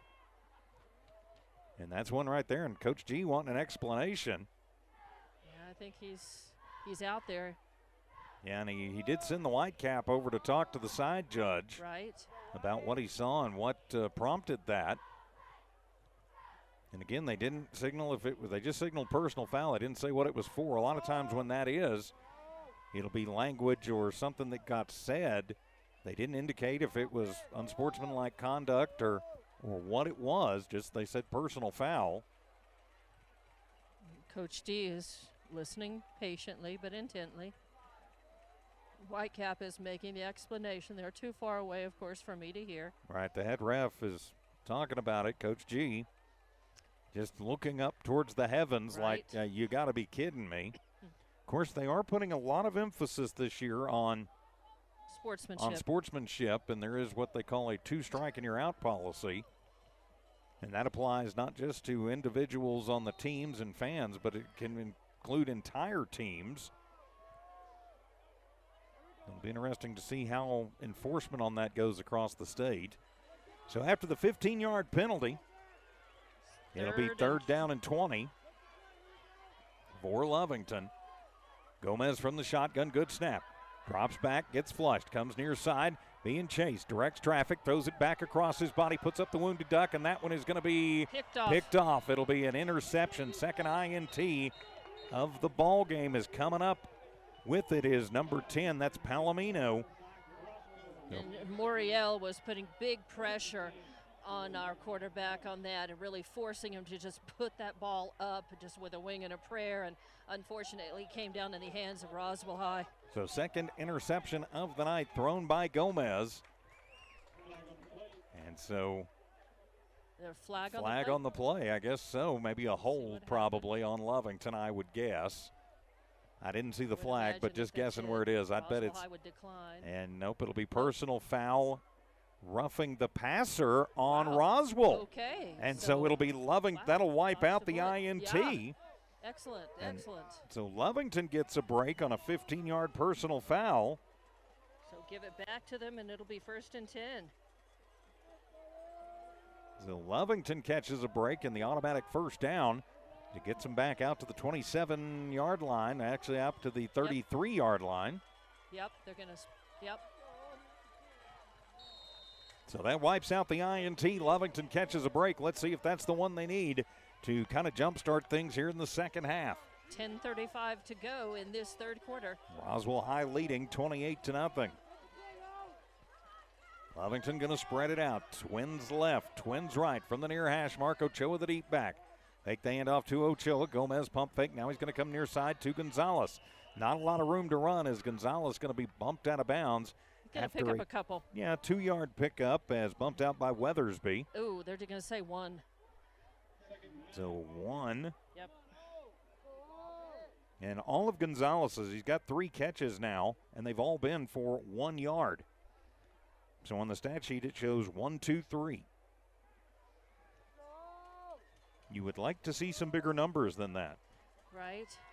And I think he's going out toward the sideline and then not able to cut back in. Trips receivers to the left from the shotgun. Gomez with it. 3-step drop, pressure, throws far side, throws it underneath, and that one is going to be incomplete, not able to hang on to the ball as he tries to get Gonzalez again. No, incomplete, and it'll bring up 3rd down and 9 for the Wildcats. Again, the offense just not really finding any rhythm here to start the 3rd quarter. They really haven't had any since their opening drive of the ball game. Right. They have just kind of sputtered. But they are still spark here and there, and then not able to maintain that. If you're a Lovington fan, though, it's still early in the season. We've seen this script before, and there's a lot of injuries down there too. Yes, a lot. They're without a lot of key players, but you play what you've got and go with it. As Gomez drops back to pass, looking, has time, good protection, throws it, and he's got Gonzalez this time out near midfield. And so somehow got it over the leaping hands of Toscano, and he'll be out at the 49-yard line and move the chains. 1st down, Wildcats. A really great 1st down, not just to maintain possession of the ball, but psychologically for these Cats as well. 16 yards on the completion, 6th 1st down for Lovington. 115 through the air now for Gomez. 19 on 4 catches for Gonzalez. He's got the most catches in the ball games, if not the most yardage. And a bad snap. Gonzalez fumbles it, and he puts his knee down. And that stops. Yeah, it'll be a kneel down. So officially a 4-yard sack. Unintentional, but it happened. He slipped and he tried to pick the ball up and kind of slipped, and just that knee just barely went down just for an instant, but it counts. Unfortunately. So now it'll be 2nd down and 14, really plaguing this offense throughout the game. As the turf monster bites hard that time to steal a line from Brad Sham. Yeah. Of course, legendary play-by-play man for the Dallas Cowboys. He is, and a pretty nice guy, too. Trips to the left, 1 to the right after the sack. As Gomez back to pass. Good snap, throws it across the middle and short arms that one and will skip it in. Like skipping stones on a pond trying to find Thompson. And so it'll be incomplete, and now it'll be 3rd down and 14. So here we go, looking for some little 4th down magic, or 3rd down magic rather. Looking for something to save Lovington and keep their offensive possession and drive going here. 9:03 remaining in the 3rd quarter. Lovington on their opening possession. Roswell High shows blitz, now backs out of it. Lovington keeping everybody in a tight bunch. They will bring the blitz. Gomez rolls under pressure, lets it go and fires it, and trying to get Gonzalez again, but not able to hang on. Bounces off of the shoulder pads under pressure from number 7, who we do not have on our roster. And there was also a 14 over there. We don't have a 14 on our roster either. But it really was 7 who made that hit on Gonzalez and kept him from being able to catch that ball. So now it'll be 4th down and 14. And I got to think punt time now for the Wildcats. It'll be Patrick Sanchez, looks like, to do the punting.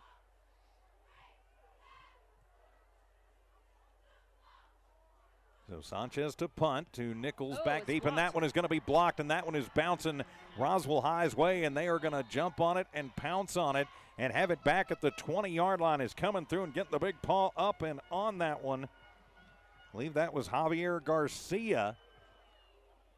Also, Toscano might have gotten a piece of that one, but no matter how it looks, that is a huge loss, and that'll actually go in the books of Patrick Sanchez. And it'll be a 19-yard loss. And it'll over on downs now to Roswell High on the punt block. And they've got it 1st and 10 from the 24. This Lovington team has had a lot of different things happen to them in this game. So now it'll be Roswell High's turn with 8:46 to go here in the first half, rather in the third quarter. Their first possession of the second half, what I'm trying to say. Low snap, handed to Sanchez, starts it to the right, comes back left, and gets back to the line of scrimmage before he is wrestled down by a host of Wildcats led by Jaden Bosquez. Yep. And coming out under there too, Marcus Henderson. So a 1-yard pickup officially for Sanchez, 2nd down and 9. They've got about a half-yard on the play. Roswell High is going to be content, I've got to think, just to sit here and take as much time off the clock as they can. Of course, they get another touchdown and point after. We get into running clock situation at 35 points. Option look, Fuentes keeps it himself, crosses the 20, still on his feet across the 15, to the 10, to the 5, and into the end zone. Another 6 on the board for the Coyotes. 28 yards, weaving his way through Wildcat traffic. Manny Fuentes has his 2nd rushing touchdown of the ball game, and we are a point after away from running clock. And Elon Clayton of the Lovington, he managed to get a hand on him, and it looked like he was going to stop him, and somehow just squirmed out of that and ended up taking that and running with it. But it was a good try, as Elon Clayton didn't really have a good angle on it, but he did what he could to try to stop him. Kennard on for the point after. And the snap is good, the hold is good, the kick is up, and it is good. With 7:59 remaining in the third quarter, it is Roswell High 35, Lovington nothing. We're back in 1 minute as Wildcat and Coyote football continues in a moment.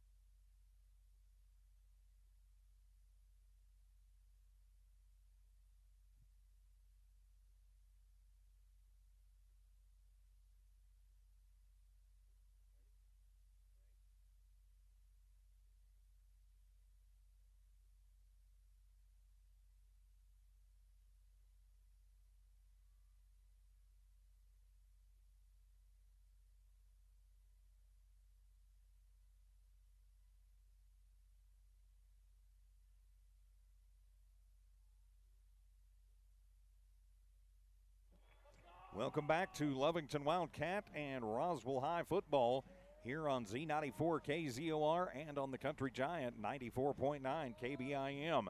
It's Manny Fuentes weaving through traffic from 28 yards out to put Roswell High up 34-0. Then the point after by Peyton Kennard makes it 35-0. So now it's going to be a very quick moving second half unless Lovington's offense can respond, and that one is going to go all the way through the back of the end zone for the touchback, and it'll bring it out to the 20-yard line for the Wildcats. A well-kicked ball almost made it to Tatum there on that one, but coming out at the 20. All right, Lovington needs to take a deep breath, reset, and just try to salvage what they can out of this. Try to get this game out of running clock and try to get a score on the board. They're going to want to do that. For just to prove that they can do that and score against this very good football team. I mean, you got to know coming into this, Roswell High is going to be tough to beat. Well, they're a top 5 team in Class 5A for a reason. Yep. Who'll bring in the play in from the sideline will be White Gomez as Lovington trying to find their sea legs, so to speak. Going to bunch everybody in tight. High snap, White fakes the handoff. Going to roll near side. Dumps it, has a man, that's Rivero. He's across the 30, 35, and upended at the 37-yard line. 17-yard gain to Rivero. He's got 3 catches for 30 yards now and moved the chains. First down, Wildcats. Yeah, nice little run, too, there, and he just got a big hit put on him low by their number 14. Again, we don't have him on the roster. On the roster, yeah, of course, with running clock rules in New Mexico, it is you only stop the clock when a team gets up by 35 or more for changes of possession, timeouts, and injury timeouts, and of course changes of quarter. So Lovington needing to score as Gomez dumps the little dump-off pass to Gonzalez. He gets away from one and is going to be run out on the far side after a pickup of one. Cesar Gonzalez, another 1-yard pickup. This Roswell defensive line is just, it's been a wall, an impenetrable wall for most of this game for Lovington. Yeah, right now Lovington in the rushing department is in big-time negative territory. We won't go over that. The 19-yard loss that goes on Sanchez's stat sheet after the block punt doesn't help that stat. So it'll be 2nd down and 9 for the Cats from their own 39-yard line. Gomez rolls, dumps it underneath to Gutierrez. He crosses the 40 to the 42. Lovington wanting a face mask, not going to get it. No flag on the play, and it'll be a pickup of 2 for Gutierrez. So now it'll be 3rd down and 7. So again, the Lovington faithful letting the men in stripes have it. Yeah, they're not It happy looked at all it about looked that. close to a face mask, but It was close. I will say that. I think. I'm from going to say Fields. I'm not sitting right there on it. It Right. happened right in front of me, but so Lovington facing a 3rd down and 7, under 6 to play here in the 3rd. As it'll be Ochoa with it. He's got some room up the middle. He's to the 50, to the 40, to the 30. One man to beat, 20, 15, 10, 5. Put it in the end zone. 6 on the board. Touchdown, Wildcats. Cameron Ochoa, 58 yards. Takes it to the house and takes it out of running clock territory. The Cats finally score their first touchdown of the 2023 season. Nice. And that was a beautiful run. I tell you what, he got clear. He came out of a big pack and just all of a sudden squirted out and never looked back.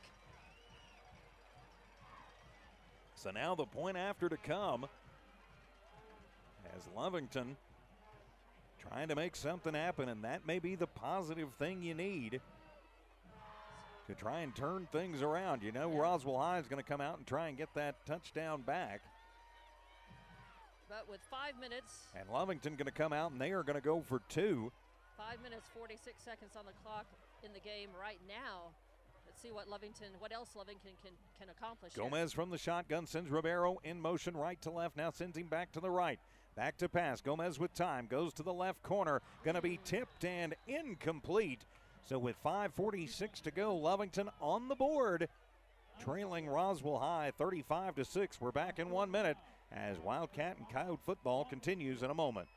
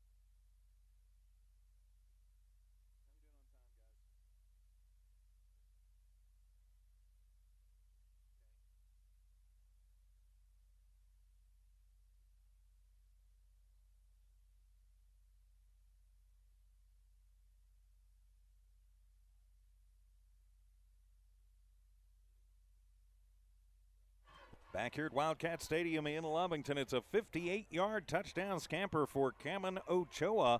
First score of the year for the Wildcats. The point after two-point attempt fails.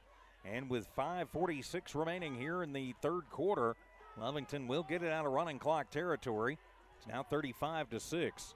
Yeah, I think I misspoke a minute ago. I meant 3rd quarter. I think I might have said 5:46 left in the game, but I certainly meant 3rd quarter, of course. So now if you're Lovington, and we've seen Coach G do this before, he might want to think about gambling as he's got Remy Hernandez on to do the kicking duties here. He might Right. think about doing an onside kick to Why try and get not? another one back, I say why not? especially since the defense has had a little trouble holding. Maybe try and find a way to keep your offense out, and the special teams has played pretty well. And now that they've managed to get it out of running clock, you know, they've got a little room to breathe. As Hernandez will come up on it, and he will Nope, kick it kicks away. And he will be fielded at the 20, a slight bobble. He's coming to the 22 as Lovington hanging on as Ochoa grabbing on and holding on for dear life for number 14, who we don't have on the roster. Nice. Very nice coverage down the field, and so Roswell High will take over 1st and 10 from their own 23-yard line. She's Dawn Morgan. I'm TJ Miracle. Brad Henderson alongside, running our camera tonight. Ana Moreno in the Roswell studios tonight.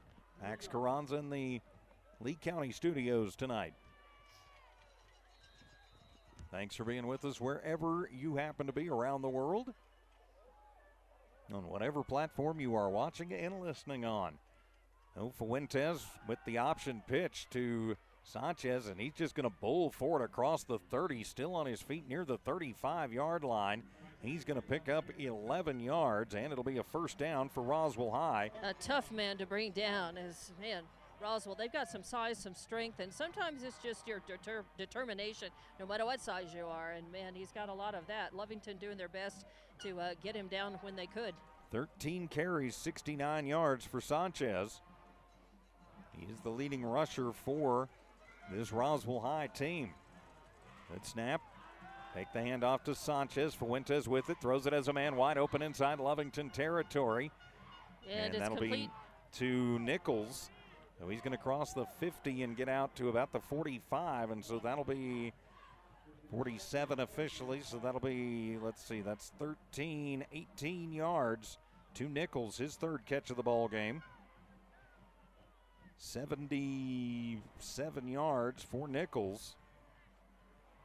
As Roswell High going to get to the line quickly. Twins left. Hand it off. Not much room up the middle that time for Sanchez. He'll get a couple of yards out of it. Yeah, good D for Lovington, sniffing that out, making the stop. So it'll be They're second. They're going to get some fresh legs out on that line as well. So it'll be 2nd down and 8 after the 2-yard game. Nose of the ball right on the Wildcat 40-yard line. With 4:45 to go here in the 3rd. Twins to the left. The deep back is Sanchez. Behind Fuentes. From the shotgun. Hits it. Hands it off. Sanchez goes over and just going to bowl forward. Gets a couple of big hits, though. The Lovington line putting the hats on him. A couple of Henderson and Bosquez both putting a big hit on him. Yeah, Bosquez took him high, and Henderson came down and got him low and just got him to the turf in record time. So nice stop. It's going to be good for 5 yards, though, and a manageable 3rd down and 3 upcoming for Roswell High.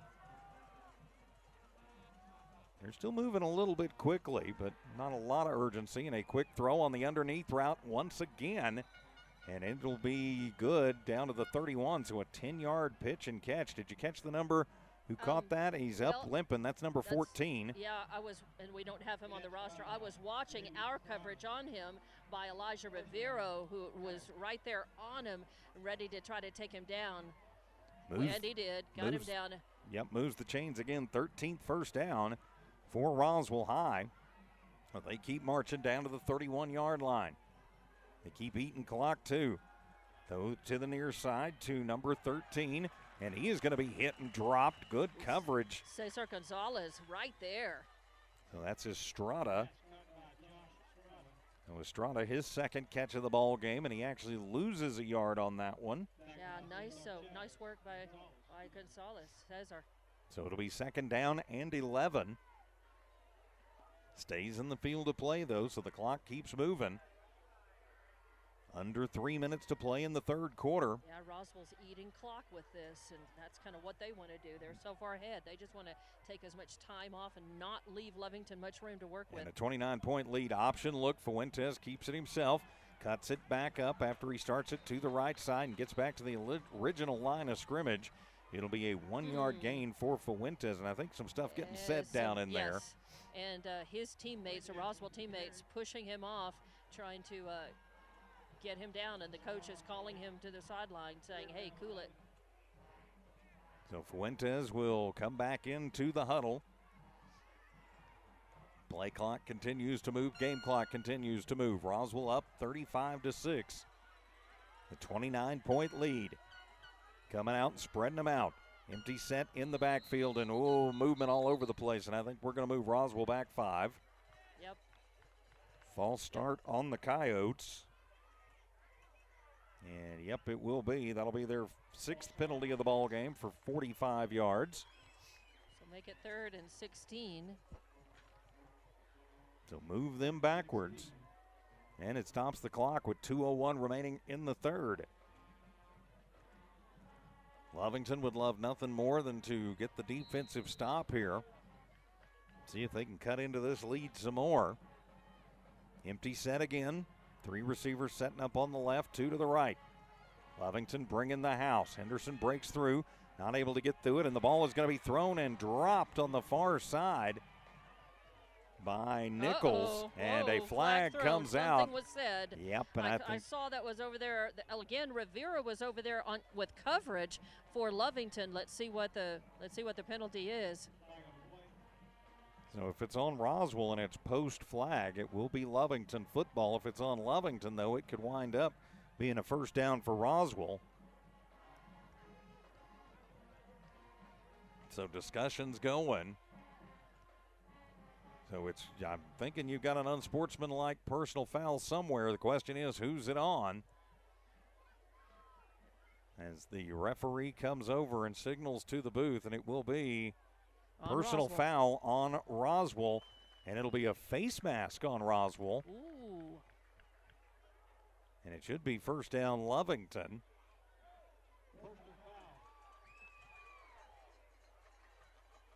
No, Lovington's going to make them play it again.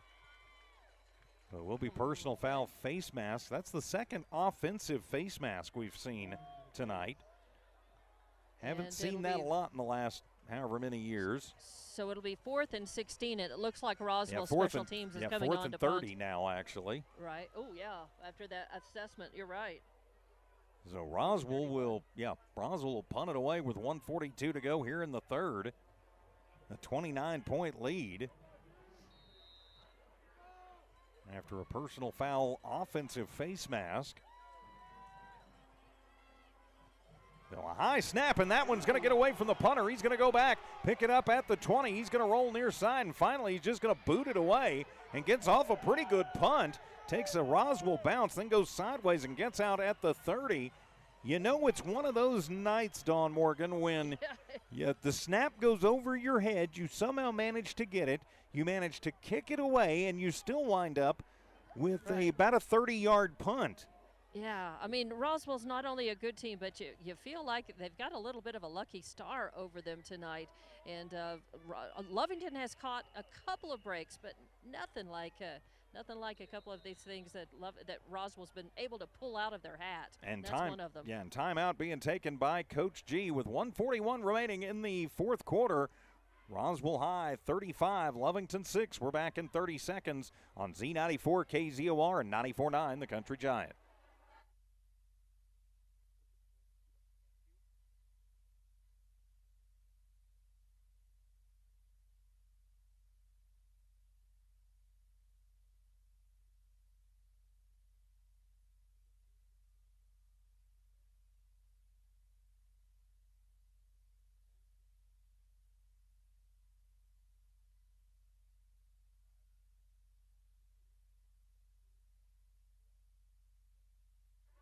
Back here at Wildcat Stadium after the punt, Lovington will take possession. 1st and 10 from their own 32-yard line. Great to have you with us. Lovington Wildcat football on Z94 KZOR Hobbs Lovington. And on your Giant game of the week on KBIM FM Roswell. From the shotgun, Gomez hand it to Ochoa. Going left side, but nothing doing. Roswell had that one sniffed out, and Cameron going to lose some yardage on that one. Matter of fact, he's going to lose 1, 2, 3, 4, 5, 6 yards. And Cameron losing 6 yards on the play. He had 71. Now he's got 67. So we'll see. Lovington really needs to find some rhythm here, get something sparked and started, be able to move down the field. So 2nd down and 16. They're going to split Ochoa out into a diamond formation on the right side. They'll throw it to Ochoa. Wide receiver screen. He's going to get hit, though, right as he gets to the line, as good pursuit by Roswell High. Yeah, 25 and 7 on that. That was Moriel and number 7, and, yeah. Right. Well, he's going to pick up, looks like they're going to give him 3 yards. Ochoa's second catch of the ball game. So now it'll be 3rd down and 13. 138 through the air for Wyatt Gomez. So a 3rd and 13 with 24 seconds to go here in the half. This may be the last play of the 3rd quarter, and throw it underneath, and that one is going to be complete on the little inside curl route. Cesar Gonzalez with another catch tonight. He's going to pick up 1, 2, 3, make it 4 yards on the completion. As time will tick down and will expire on the 3rd quarter. So we have played 3, and it's been all Roswell High in this one. They lead 35-6. We're back in 1 minute for the 4th quarter as Wildcat and Coyote football continues in a moment.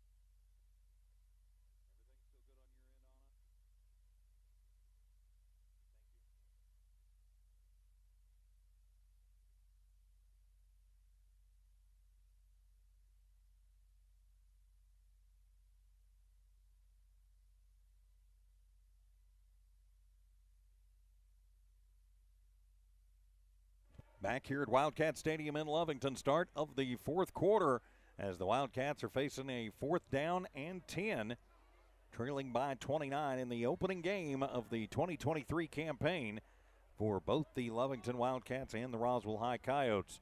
Don Morgan patrolling the blue turf at Brian Urlacher Field. I'm TJ Miracle, high above Wildcat Stadium. Brad Henderson running our camera tonight on the Lovington Sports YouTube channel and HobbsAmerica.com. Max Carranza in the Lee County Studios engineering and producing. Ana Moreno in the Chavez County Studios engineering and producing tonight. So it'll be a 4th down, and got to think a quick kick punt time for Lovington. And it'll be a bad snap and just going to be picked up by Wyatt. He's going to come across, going to throw it down the far sideline, and that one is going to be picked off. So an INT is coming back across the field to the 50, looking for some running room, to the 40, to the 30, to the 20, 15, 10, 5, and into the end zone. It'll be a pick 6 for Roswell High, and that's Jerem Moriel. The INT pick 6, and it becomes a 35-point game again, just like that. Ouch, ouch, ouch if you are blue-clad faithful, and oh yeah, if you're red and white faithful, but we got a flag on the play. This one might be coming back. Now let's see what they call. I think the INT is going to stand, but I don't think the score is. Personal foul. Helmet to helmet on Roswell. Okay. But it came post-interception, and it will be Roswell football. So it's going to wipe out, depending on what they put them. It's from the spot of the foul back at the 32-yard line. So it'll be a 15-yard penalty officially. It is really, in reality, because it wipes a touchdown out. Yes. It is, in reality, a 48-yard penalty, but it's actually only a 15-yard that you put in the books. But the INT stands. And so now Roswell High going to come out and just try and burn a lot more clock off of things. As I guess, Dawn, things have gotten, we've seen personal fouls and all kinds of stuff. I guess things are getting a little chippy down there. Emotional, and I think hopefully Lovington it's been more on Roswell's part. As the handoff goes to Sanchez, he goes left side and will get it up to the 45-yard line. Be a pickup of 3 for the big boy. So it's interesting. I mean, Roswell has the big lead, 35-6 right now, just inside the beginning of this 4th quarter. But they've been incurring most of these bigger penalties, personal fouls. And it's interesting. Lovington needs to play clean. They need to, the D needs to try to shake the football loose here, try to come up with a turnover. 8 penalties, 75 yards for Roswell, and 3 of those have been of the personal foul variety. And a wide open man on the left side, 20-15, and finally drugged down from behind, and that almost a horse collar. Down at the 11-yard line, 36 yards on that completion to the far sideline. That was Nichols. His 4th catch of the ball game. He's got one. That is 113 for Nichols, and it'll be 1st and 10 from the 11 for Roswell High.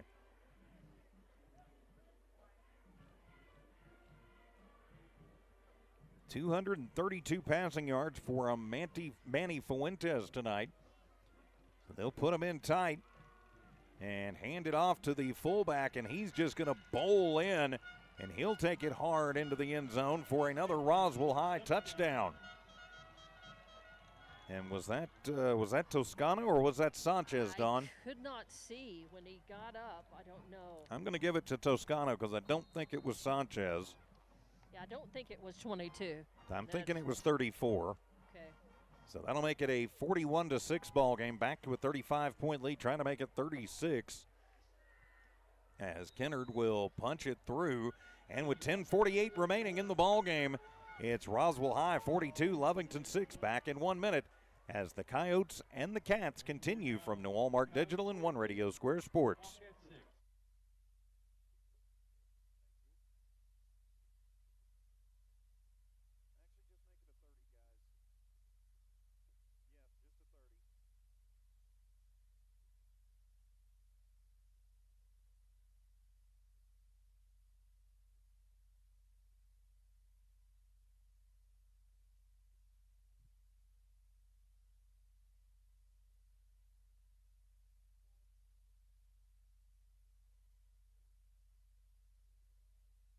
Back here at Wildcat Stadium after the 11-yard touchdown dive by Abby Toscano. The point after is good, and that will put Roswell High up by 36 points. 42-6 is the score. I'd like to say a big thanks tonight to our Wildcat football sponsors, Lovington Auto Supply, Lovington Schools, Bob's Thriftway, Lake County Electric Cooperative, Man Welding, Stone Oilfield Services, Eunice Pump and Supply, Devon Energy, CYA Trucking Insurance, and Eastern New Mexico University.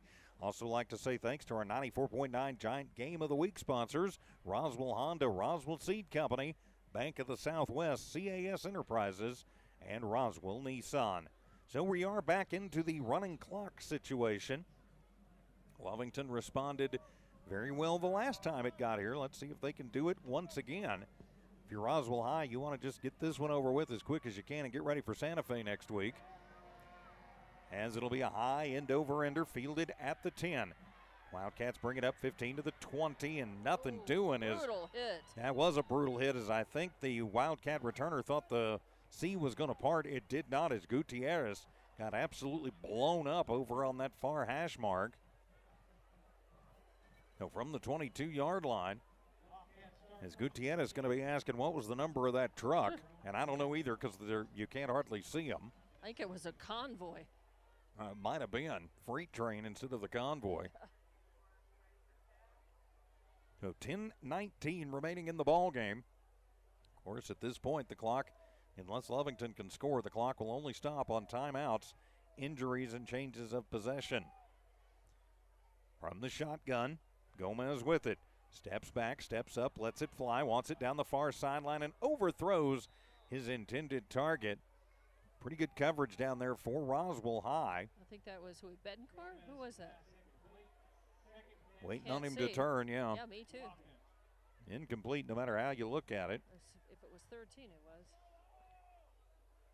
So we'll go with that. So. Zadrick Betancourt, the intended target. Did that or Bustillos, but I think it was 13. No, bringing the play in from the sideline, Cameron Ochoa with 9.5 to play in the ball game. 2nd down and 10 for the Wildcats. From their own 22-yard line, trips right. Bunch a couple guys in near to the left, and it'll be a bad snap. Gomez has to get it, but he's got a hole up the middle. He's across the 30, to the 40, to the 30. to the 15, 10, 5, and put it in the end zone. 6 on the board. Touchdown, Wildcats. A bad snap into the hands of Cameron Ochoa, and he'll take it 78 yards to the house. A busted play turns in to Ochoa's second touchdown of the ball game. Man, that kid is fast, as they say. He had some room, and he ran, and he easily and quickly outdistanced any of his Roswell pursuers. Man, you give him a little opening, and you give him a little daylight, and watch out. Twice he has put it into the end zone after just a blazing fast run. Really well done. And it was a bad snap, and Ochoa got it off of a bounce on the turf, almost like a rugby or an Australian rules football bounce. And Roswell had collapsed in looking for the ball and left him a huge lane, and he took it. 144 yards on 7 carries for Ochoa. They'll hand it to Ochoa, and he's going to be brought down short of the goal line as Lovington tries for 2 again, but comes up empty. 9:09 to go here in the ball game. Lovington gets it down to a 30-point lead now, 42-12, in favor of Roswell High. We'll just keep it right here. Now up next, no matter what happens tonight for Lovington, we will hit the road next week and head over into Texas and head to the Wigwam in Seminole to take on the Seminole Indians. It'll be the first game for Seminole next week. You'll be able to catch that game here on Z94 KZOR, the Lovington Sports YouTube channel, and on HobbsAmerica.com. Up next for the Roswell High Coyotes, they'll have their opener next week at the Wool Bowl as the Santa Fe High Demons will come to town. We'll also have that game next week for you. It'll be the giant game of the week. Andre Cheatham will take over the play calling duties. So you'll be able to hear that, of course, right here on 94.9 The Country Giant and on KBIMradio.com next week. So now Lovington going to kick it away, and Roswell High going to try and get it to 35 once again. I'm TJ Miracle, high above Wildcat Stadium. Dawn Morgan patrolling Brian Urlacher Field. Ana Moreno in the Chavez County studios. Max Carranza in the Lee County studios. And welcome to the team, Brad Henderson, helping us with our camera and tech tonight. Lovington, again, is in a position to really want to get out there, and if we could keep the ball, I don't know. I don't know if they're going to try an onside kick or they're going to kick it away again. But yep, they're lining up like they're going to go onside. And they will bounce it, and that one will be a squibber, and it is loose, but I think Roswell High got it back as it tipped off of one of their up men as getting a hand on it, and Nathan Herrera, tipped it, and then 63, who we don't have on our roster, falls on the ball. So close, very close, as Lovington almost managing to pull off that onside kick and maintain possession. As it is, what they're going to want to do is try to knock that football loose, try to get it back. If they could get it back with 9 minutes left, they could get down and, turn this into a much different ball game and a different outcome. Yes, they could. We've got a new quarterback in the ball game, and he will pitch it to Toscano, and he's got some running room. Goes to the far sideline into Lovington territory as he crosses the 40 down to the 37-yard line. So that's going to be 16 yards to Toscano. Padilla, the new quarterback, and it'll be another first down for Roswell High. So Lovington has an opportunity to get in here against the probably the second string quarterback for Roswell. It's going to be Andrew Padilla. And maybe as Padilla, low snap, handles it. Hands it to Toscano right up the middle, and the ball coughs out, but Roswell High has a man coming over and down the line who was in the right place at the right time to fall on that one. So close again. Lovington almost able to get that football back. Again, Coach G, again, really frustrated, saying, so close. So it'll wind up being a 3-yard gain for Toscano. It'll be second down and 7. But hey, Lovington doing well. They just need to continue to play hard here and to take this opportunity to try to go ahead and shake the ball loose again, get it back, and get down and get in the end zone again. Twins to the right, one to the left. Deep back is Toscano. Looking to pass Padilla across the middle and has a man, but in and out of the hands of his target, Manuel Segala. And then Lovington Lovington is falling on it. saying- Yeah, they're saying backward pass. I don't it think was so, but dead. I think the ball was blown dead. yeah, I before think it Lovington was got too. So it'll be 3rd down and 7. Sigala had one catch earlier for 5 yards, not able to hang on to that one. It does stop the clock with 8:07 remaining here in the ball game. Of course, coming up, we've got your Devon Energy post-game show. Rob Thriftway coaches conversation with Coach G. After the opening night of the 2023 high school football season. The lights are on under the Friday night lights now officially, and have been for quite some time. So Roswell going to come in tight, and we're going to have delay of game on the Coyotes. Unless they got a timeout called first, and I don't think they did. I saw the flag come out. It will be actually a false start on Roswell instead of a delay of game. Okay, I didn't see movement, but I saw the play Yes, clock it go was. to zeros, but right. from 3rd and 7 to 3rd and 12. Nope, they're saying delay of game. Delay as of well. game. Okay, well Okay. the referees at false start, but okay, so delay of game, false start. It's a 5-yard penalty no matter how you look at it. So they're going to come out in the jumbo package. And Toscano almost forcing the play, and we're going to have another delay of game here as Padilla not able to get the football and the play in. So that'll be the 9th penalty for 85 yards on Roswell High. Another 5. So move them back. And now it'll be 3rd down and 17. And they're doing all this with the clock stopped. Right, 8:07 left to play in the game. And Coach Lynn calling his offense over and saying, boys, run something, please. And now 3rd down and 17. I think he changes the play. He will send a man wide to the right side. That's Estrada. Everybody else in bunched up tight.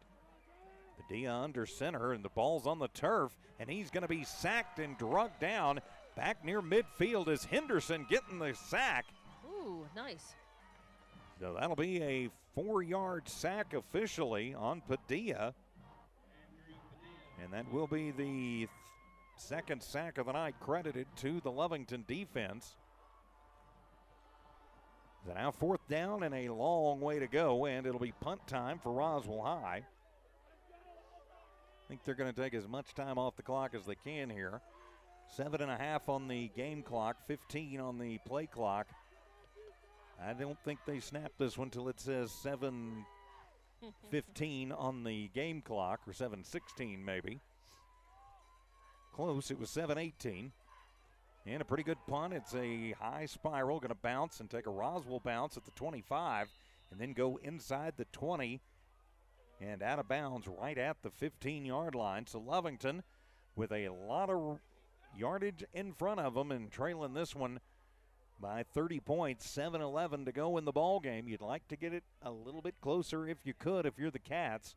If you're the Coyotes, you want to get some of your younger guys in, get them some experience, because you never know what's going to happen as the season progresses, because every team is going to have to eventually fight the injury bug a little bit. Yeah, Lovington is starting off dealing with injuries. Maybe that means they're going to get healthier and stronger.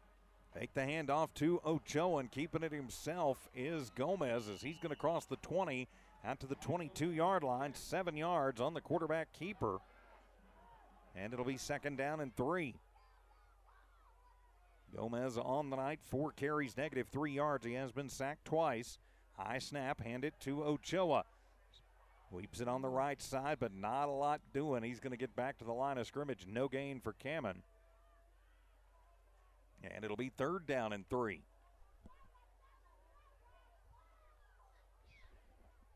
The Lovington offense needs to rise to the occasion here. So the Definitely move it down the field. So the 3rd down and 3, they're taking their time. 6:20 remaining in the ball game. Ochoa on the left shoulder. Hand it off. Goes to the right. He slipped a bit. Yep. The turf monster gets credit for the tackle on that one. It'll be a loss of 4 on the play. Oh, dear.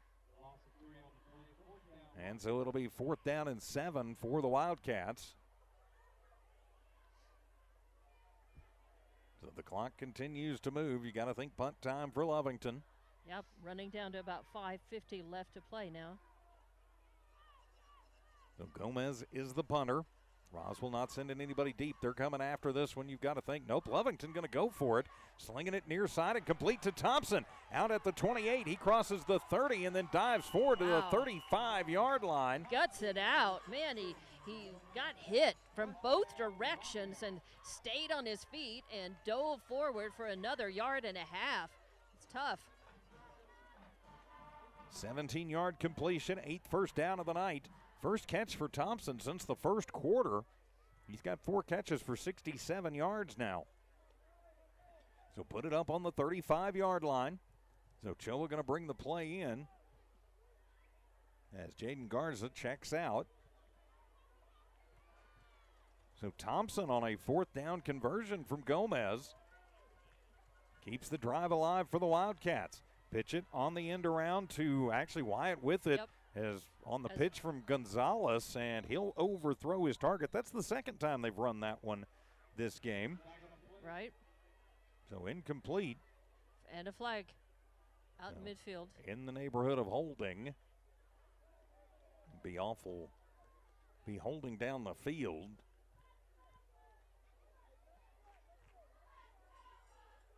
Mike could call, oh, you've got an ineligible receiver downfield. So that'll wipe out the incompletion. But it'll move Lovington back. I think they're asking Coach Lynn if he wants to take the result of the play, which would be the incompletion. Basically wind up being a loss of down. Nope, they're going to take the ineligible man downfield. 5-yard penalty, 60 penalty yards now on 7 penalties for the Wildcats. So first down and 15, 5 minutes remaining in the ball game.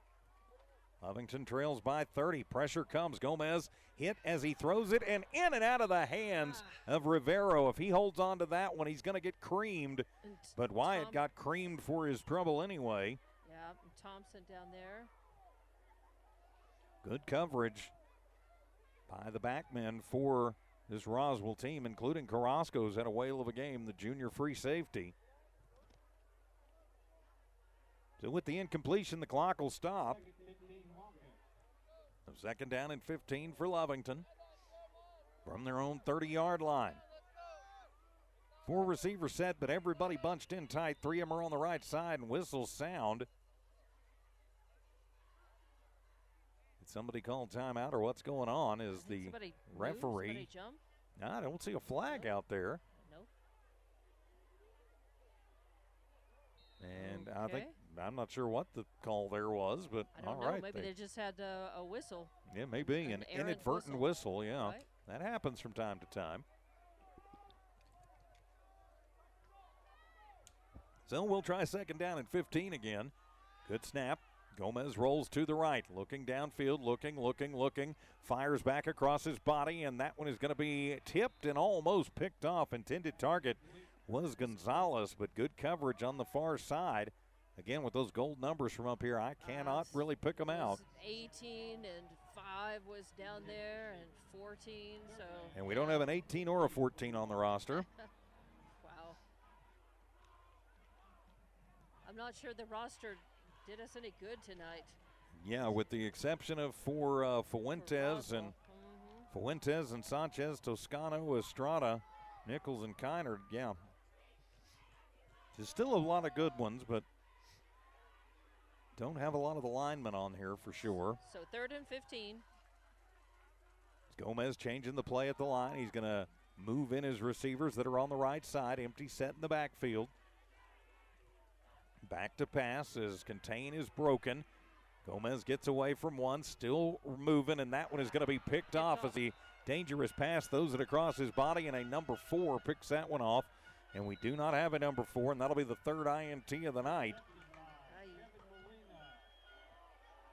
So bad turnover there by Lovington.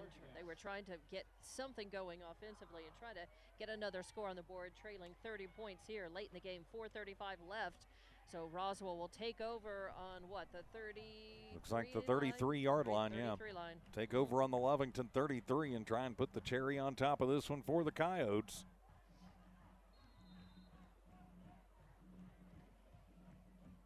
So it'll be 1st and 10 from the 33. Padilla is the quarterback after Lovington's 3rd turnover of the night.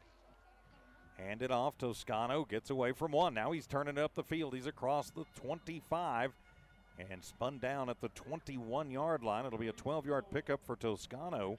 He's got 50 yards on 5 carries, and that'll be the 18th first down now for Roswell High. And I think that was Gutierrez making the stop for Lovington.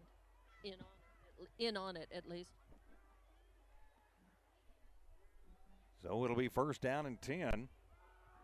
And the handoff again, Toscano up the middle. Just going to bowl forward and wind up with another 4-yard pickup. Again, a couple of cats down there meeting in the middle, including Michael Hine, number 80.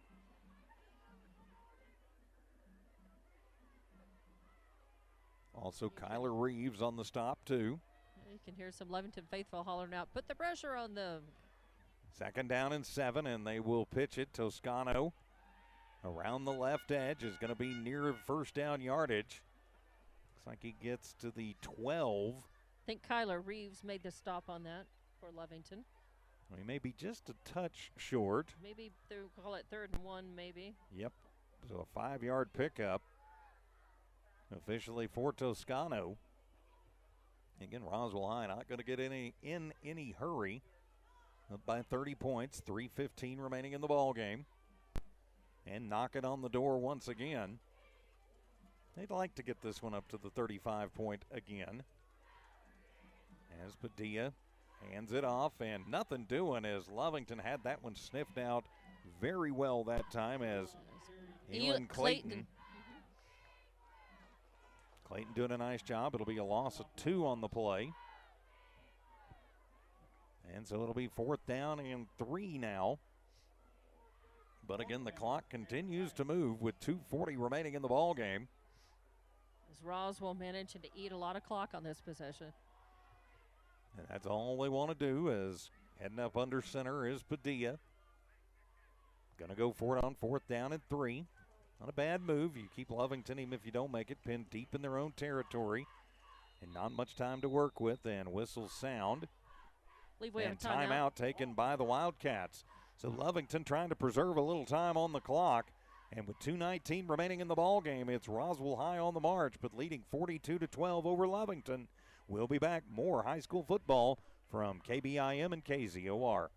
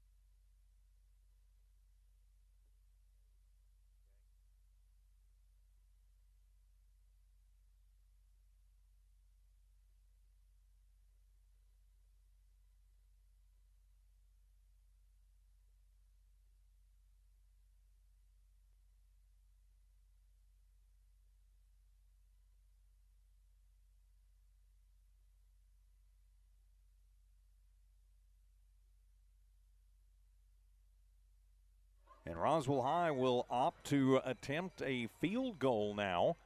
So Kennard to kick it. It'll be a 30-yard attempt. He's definitely got the leg. The snap is high. The hold is good. And the kick is up, and it is good. So 2:19 remaining in the ball game. Makes it a 45-12 score as Kennard with the 30-yard field goal. Again, something you don't often see in high school sports. We'll just keep it right here.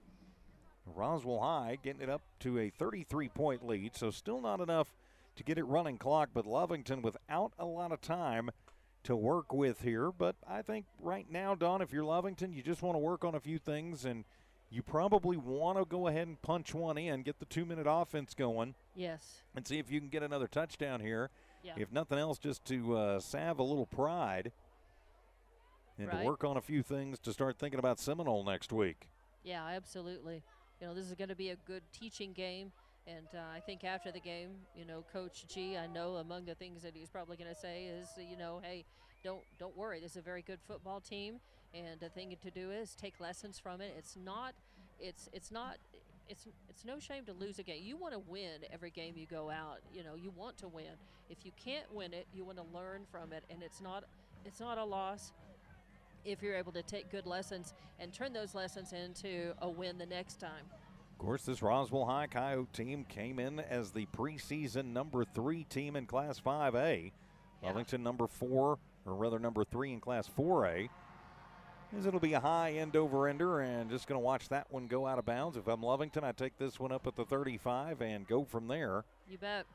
And Lovington, of course, they're playing the long game, you might say, and they're just trying to improve as a team and get into district as strong as they can. Yeah, they want to amass a winning record if they can, but what they really want are district wins, and we have seen Lovington teams in the past play a very tough pre-district season and come with a lot of losses, but get into district and win.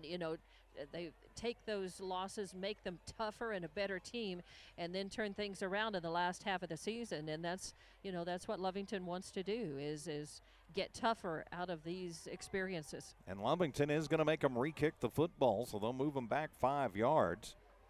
And yeah, last year, of course, when you have that, like last year, there was no room for error when district started. Nope. For Lovington. They had to win that district to make the playoffs. That was just the way it was shaping up. And then, of course, they make a run into the semifinals.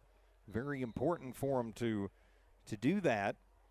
But, yeah, I mean, you'd like to have a little wiggle room in there somewhere. Exactly. So they're definitely going to want to try to win going against Seminole next week, but we got to finish up this one first. Yes, we do, as the high end over-ender will be fielded at the 10 to the 15 to the 20 and to the 22-yard line before the special teams of the Coyotes come in and take down the ball returner. That was Rivero. So 2:11 remaining in the ball game. Lovington football on their own 20, make that the 26-yard line. Of course, next week, heading over to Texas, the Central Time Zone. That'll be a 6:30 kickoff, New Mexico time, 7:30 Texas time, from Wigwam Stadium in Seminole, just next door over in Gaines County. I have not called a game there in a long time. Good snap, Gomez. Back is hit as he throws, comes across the middle, and he has the man in stride to the 50, to the 40, coming down the near sideline. That's Gonzalez to the 20, 15, 10, 5, put it in the end zone, 6 on the board, touchdown Wildcats, 73 yards through the air, and Gonzalez breaks out and puts it into the end zone. Wow, what another great run. And number 14 of Roswell almost had him down. He got him. He was just behind him and laid it out and tried to grab his heel, his shoe, and try to stop him. But Gonzalez was full steam ahead into the end zone. Nice run and a good score for Lovington again. We said they would like to punch it in here late in the game and salvage it for pride. And that point, the point differential in these games, even in losses, is important later on in the season. They'll go for 2 again into the back corner of the end zone, and pass interference going to be called on Roswell High, as the intended target was Gonzalez again, and they are going to get Gabriel Anaya for pass interference. The only reason I know that is because it caught the light just right, and I caught the number. Yep, it will be pass interference, so Lovington will get to attempt it again. 1:56 remaining in the ball game. 45-18 is the score. Lovington trying to get this to a 25-point ball game. Trips right, 1 left. Ochoa in the backfield. Gonzalez going to try the same play again, this time to Thompson, and he got tangled up over there with number 4, but I think that one was inadvertent and a good coverage play down there. Right. So incomplete, and so Lovington will fail on the 2-point conversion. 1:56 to go in the ball game. It's Roswell High 45, Lovington 18. We're back in 30 seconds as your Giant Game of the Week continues on KBIM, and Wildcat football continues on KZOR.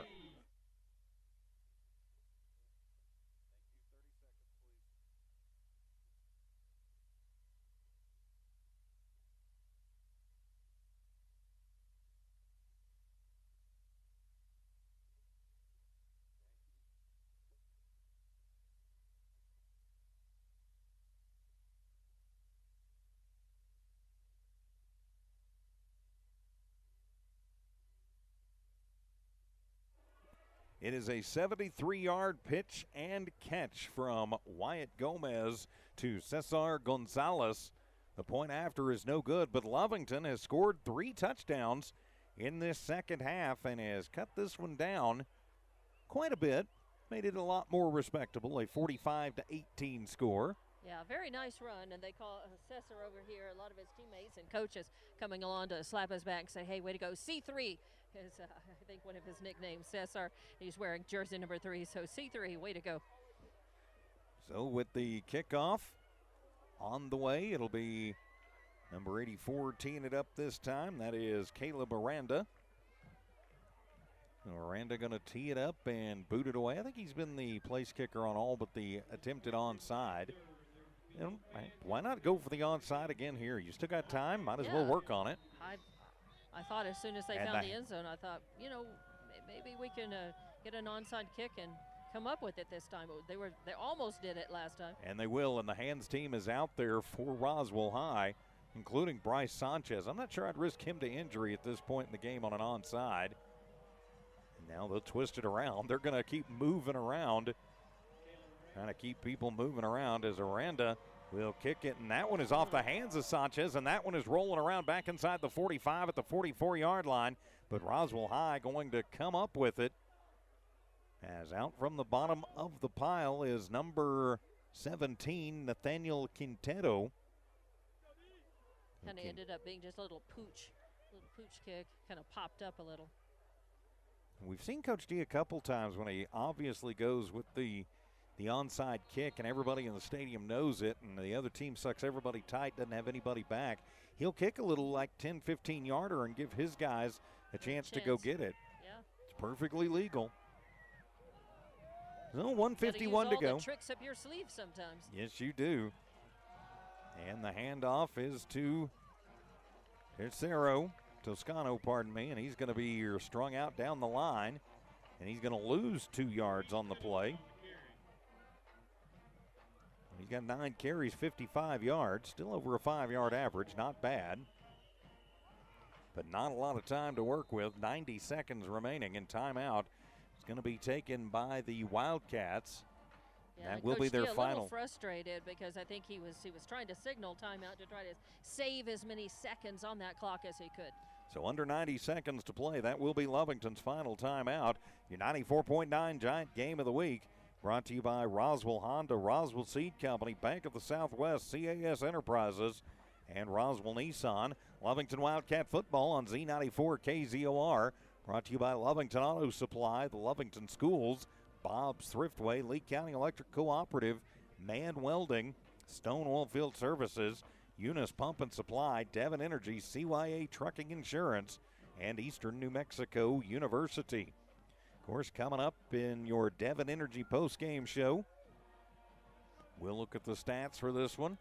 Have our Bob's Thriftway coaches conversation with Coach G from the Wildcats. So second down and 13, Roswell can pretty much just run things out now. They need to take a little time off the clock. As Padilla sends a man in motion, high snap, and hands it. That's Quintana, who somehow gets it off of the bounce and turns around and will cross Lovington territory.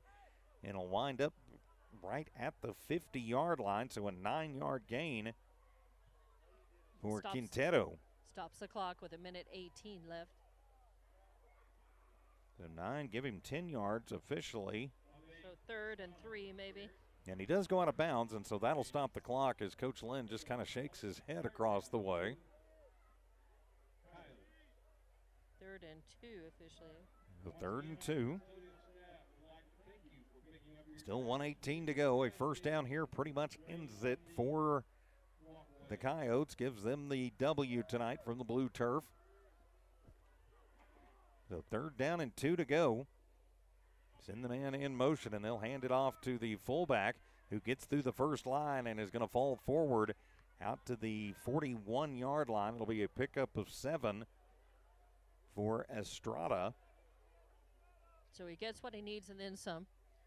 35 yards on 2 carries for Estrada, and now it can be kneel down time for Clock's Roswell High. Yeah, they're 19th first down of the ball game. Right at 1 minute left now. So 2 kneel downs will do it. Actually, they might be able to get away with 1 if they run this one all the way down. So Padilla will take it, and he'll hand it off. Toscano crosses the 40 to the 39-yard line, 2 yards. And the game clock and the play clock are no longer in sync. And that will do it. Roswell High can end this one, and it looks like they will. Our final score tonight will be Lovington falling to Roswell High, 45-18 the final score. Nope, Roswell High going to keep running it with 20 seconds remaining in the ball game. He'll pitch it to Toscano on the far side. He's to the 30, to the 27-yard line before he gets knifed down by Matthew Prudencio. But he's going to pick up, goes down to the 26, so that'll be another 13 yards for Toscano. He's got 70 on the night and 1-0, and that will end it. So, yep, our final tonight, No, thanks, I'm good. Roswell High defeating the Lovington Wildcats, 45-18 the final score. We'll take a 3-minute timeout, come back with your Devon Energy postgame show. This is Wildcat football on KZOR and the Giant Game of the Week on KBIM.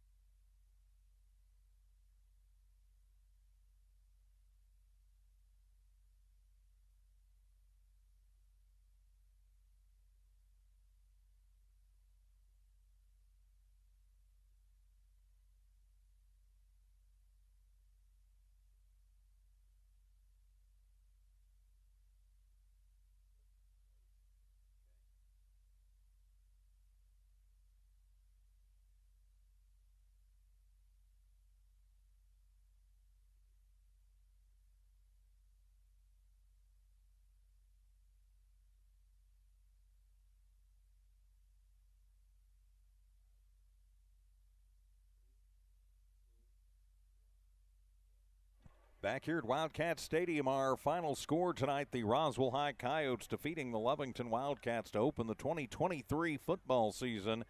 Our final score once again, 45-18 in favor of the red and white. With Don Morgan patrolling field side at Brian Urlacher Field, I'm TJ Miracle alongside Brad Henderson running our camera tonight. Definitely appreciate him coming on board. This is your Devon Energy postgame show from the good folks at Devon Energy, proud supporters of all Lee County athletics. Of course, the Bob's Thriftway coaches conversation in a few minutes. Going to be pretty interesting to hear from Coach G from the Lovington perspective. Let's take a look at the numbers in this one. We'll start with the victorious Roswell High Coyotes. Manny Fuentes tonight has a whale of a ball game. He goes 14 of 18 for 232 yards and 3 touchdowns. No interceptions. His favorite target was Nichols, who had 4 catches for 113 yards. He did not have a touchdown. Touchdowns were a 25-yarder to Kennard, a 6-yarder to number 11, who we don't have them on our roster, and a 15-yarder to Macias. Macias with 59 yards on 3 catches. On the ground, Sanchez, the leading rusher, 79 yards on 16 carries. Fuentes himself with 8 carries, 61 yards, 2 rushing touchdowns. Toscano coming in late. He had a rushing touchdown in 11 carries for 70 yards. 35 yards for Estrada, 10 for Quinteto. 232 through the air, 251 on the ground, 483 total yards for Roswell High. They were penalized 10 times. For 80 yards, they had 19 first downs in the ball game and get 10 points in the fourth quarter to finish out their 45 points. For the Lovington Wildcats tonight, Wyatt Gomez, seeing his first start in 2 years, goes 22 of 36. He also had 232 passing yards, 1 touchdown, and 3 interceptions. That touchdown pass, a 73-yarder to Cesar Gonzalez. 7 catches tonight for Cesar for 97 yards. DeMarcus Thompson, 4 catches, 67 yards. On the ground, Kamina Ochoa leads the way, 9 carries, 140 yards, and 2 touchdowns. He was the only Wildcat in positive territory. 232 through the air, 116 cumulatively on the ground for the Wildcats. 348 total yards. They were whistled 7 times for 60 yards and 8 first downs in the ball game. And came up and scored some in that fourth quarter. Wind up with 18 on the board.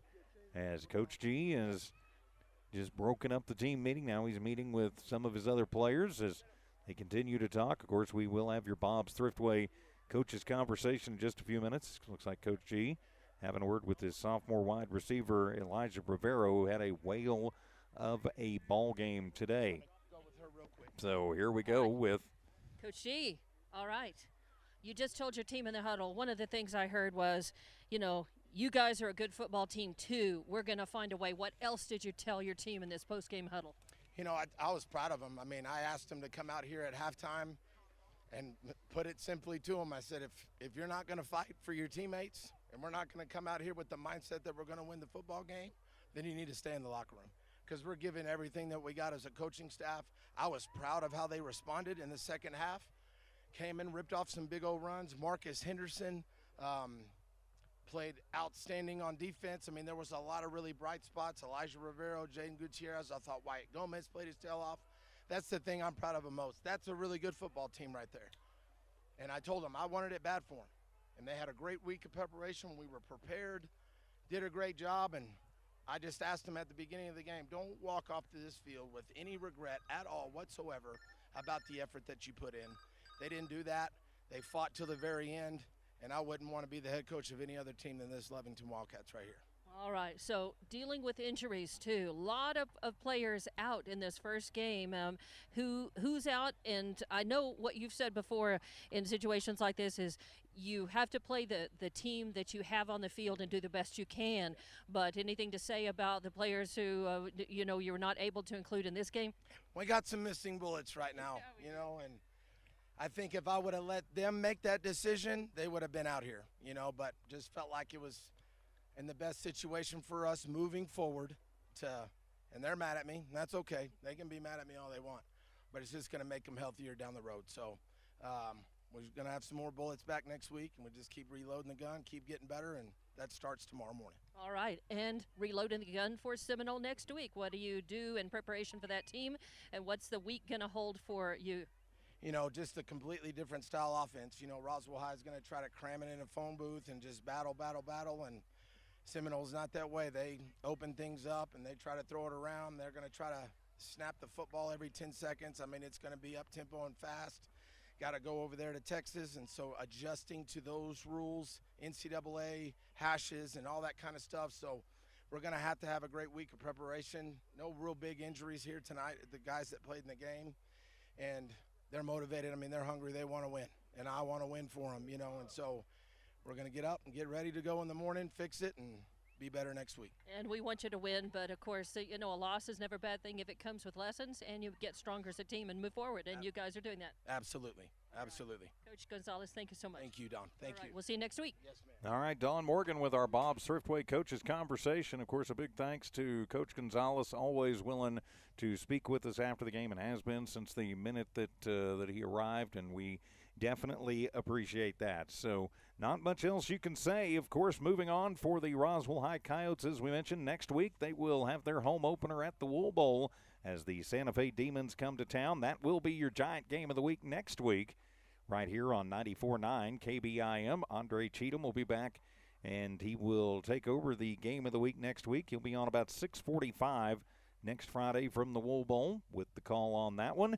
Next up for your Lovington Wildcats, it'll be over to Texas and the Seminole Indians from Wigwam Stadium. Don Morgan, yours truly, will have the call there. Hopefully Brad will be able to come over and help us out. He will, so definitely appreciate that. And we'll be on about 6:15 or so for the pregame show and the kickoff scheduled for 6:30 New Mexico time there on Z94 KZOR and the Lovington Sports YouTube channel. So with that, my friends, we will put a wrap on this one as the Roswell High Coyotes come in and just prove to be too much tonight for the Lovington Wildcats and get the victory again, 45-18. For Max Carranza and Tiff Stuber in the Lee County Studios, engineering and producing, for Ana Moreno in the Chavez County Studios, engineering and producing tonight. For Brad Henderson, for Don Morgan, I'm TJ Miracle saying so long from Wildcat Stadium. This has been an exclusive presentation of New Walmark Digital and One Radio Square Sports. Good night, everybody. Have a great weekend.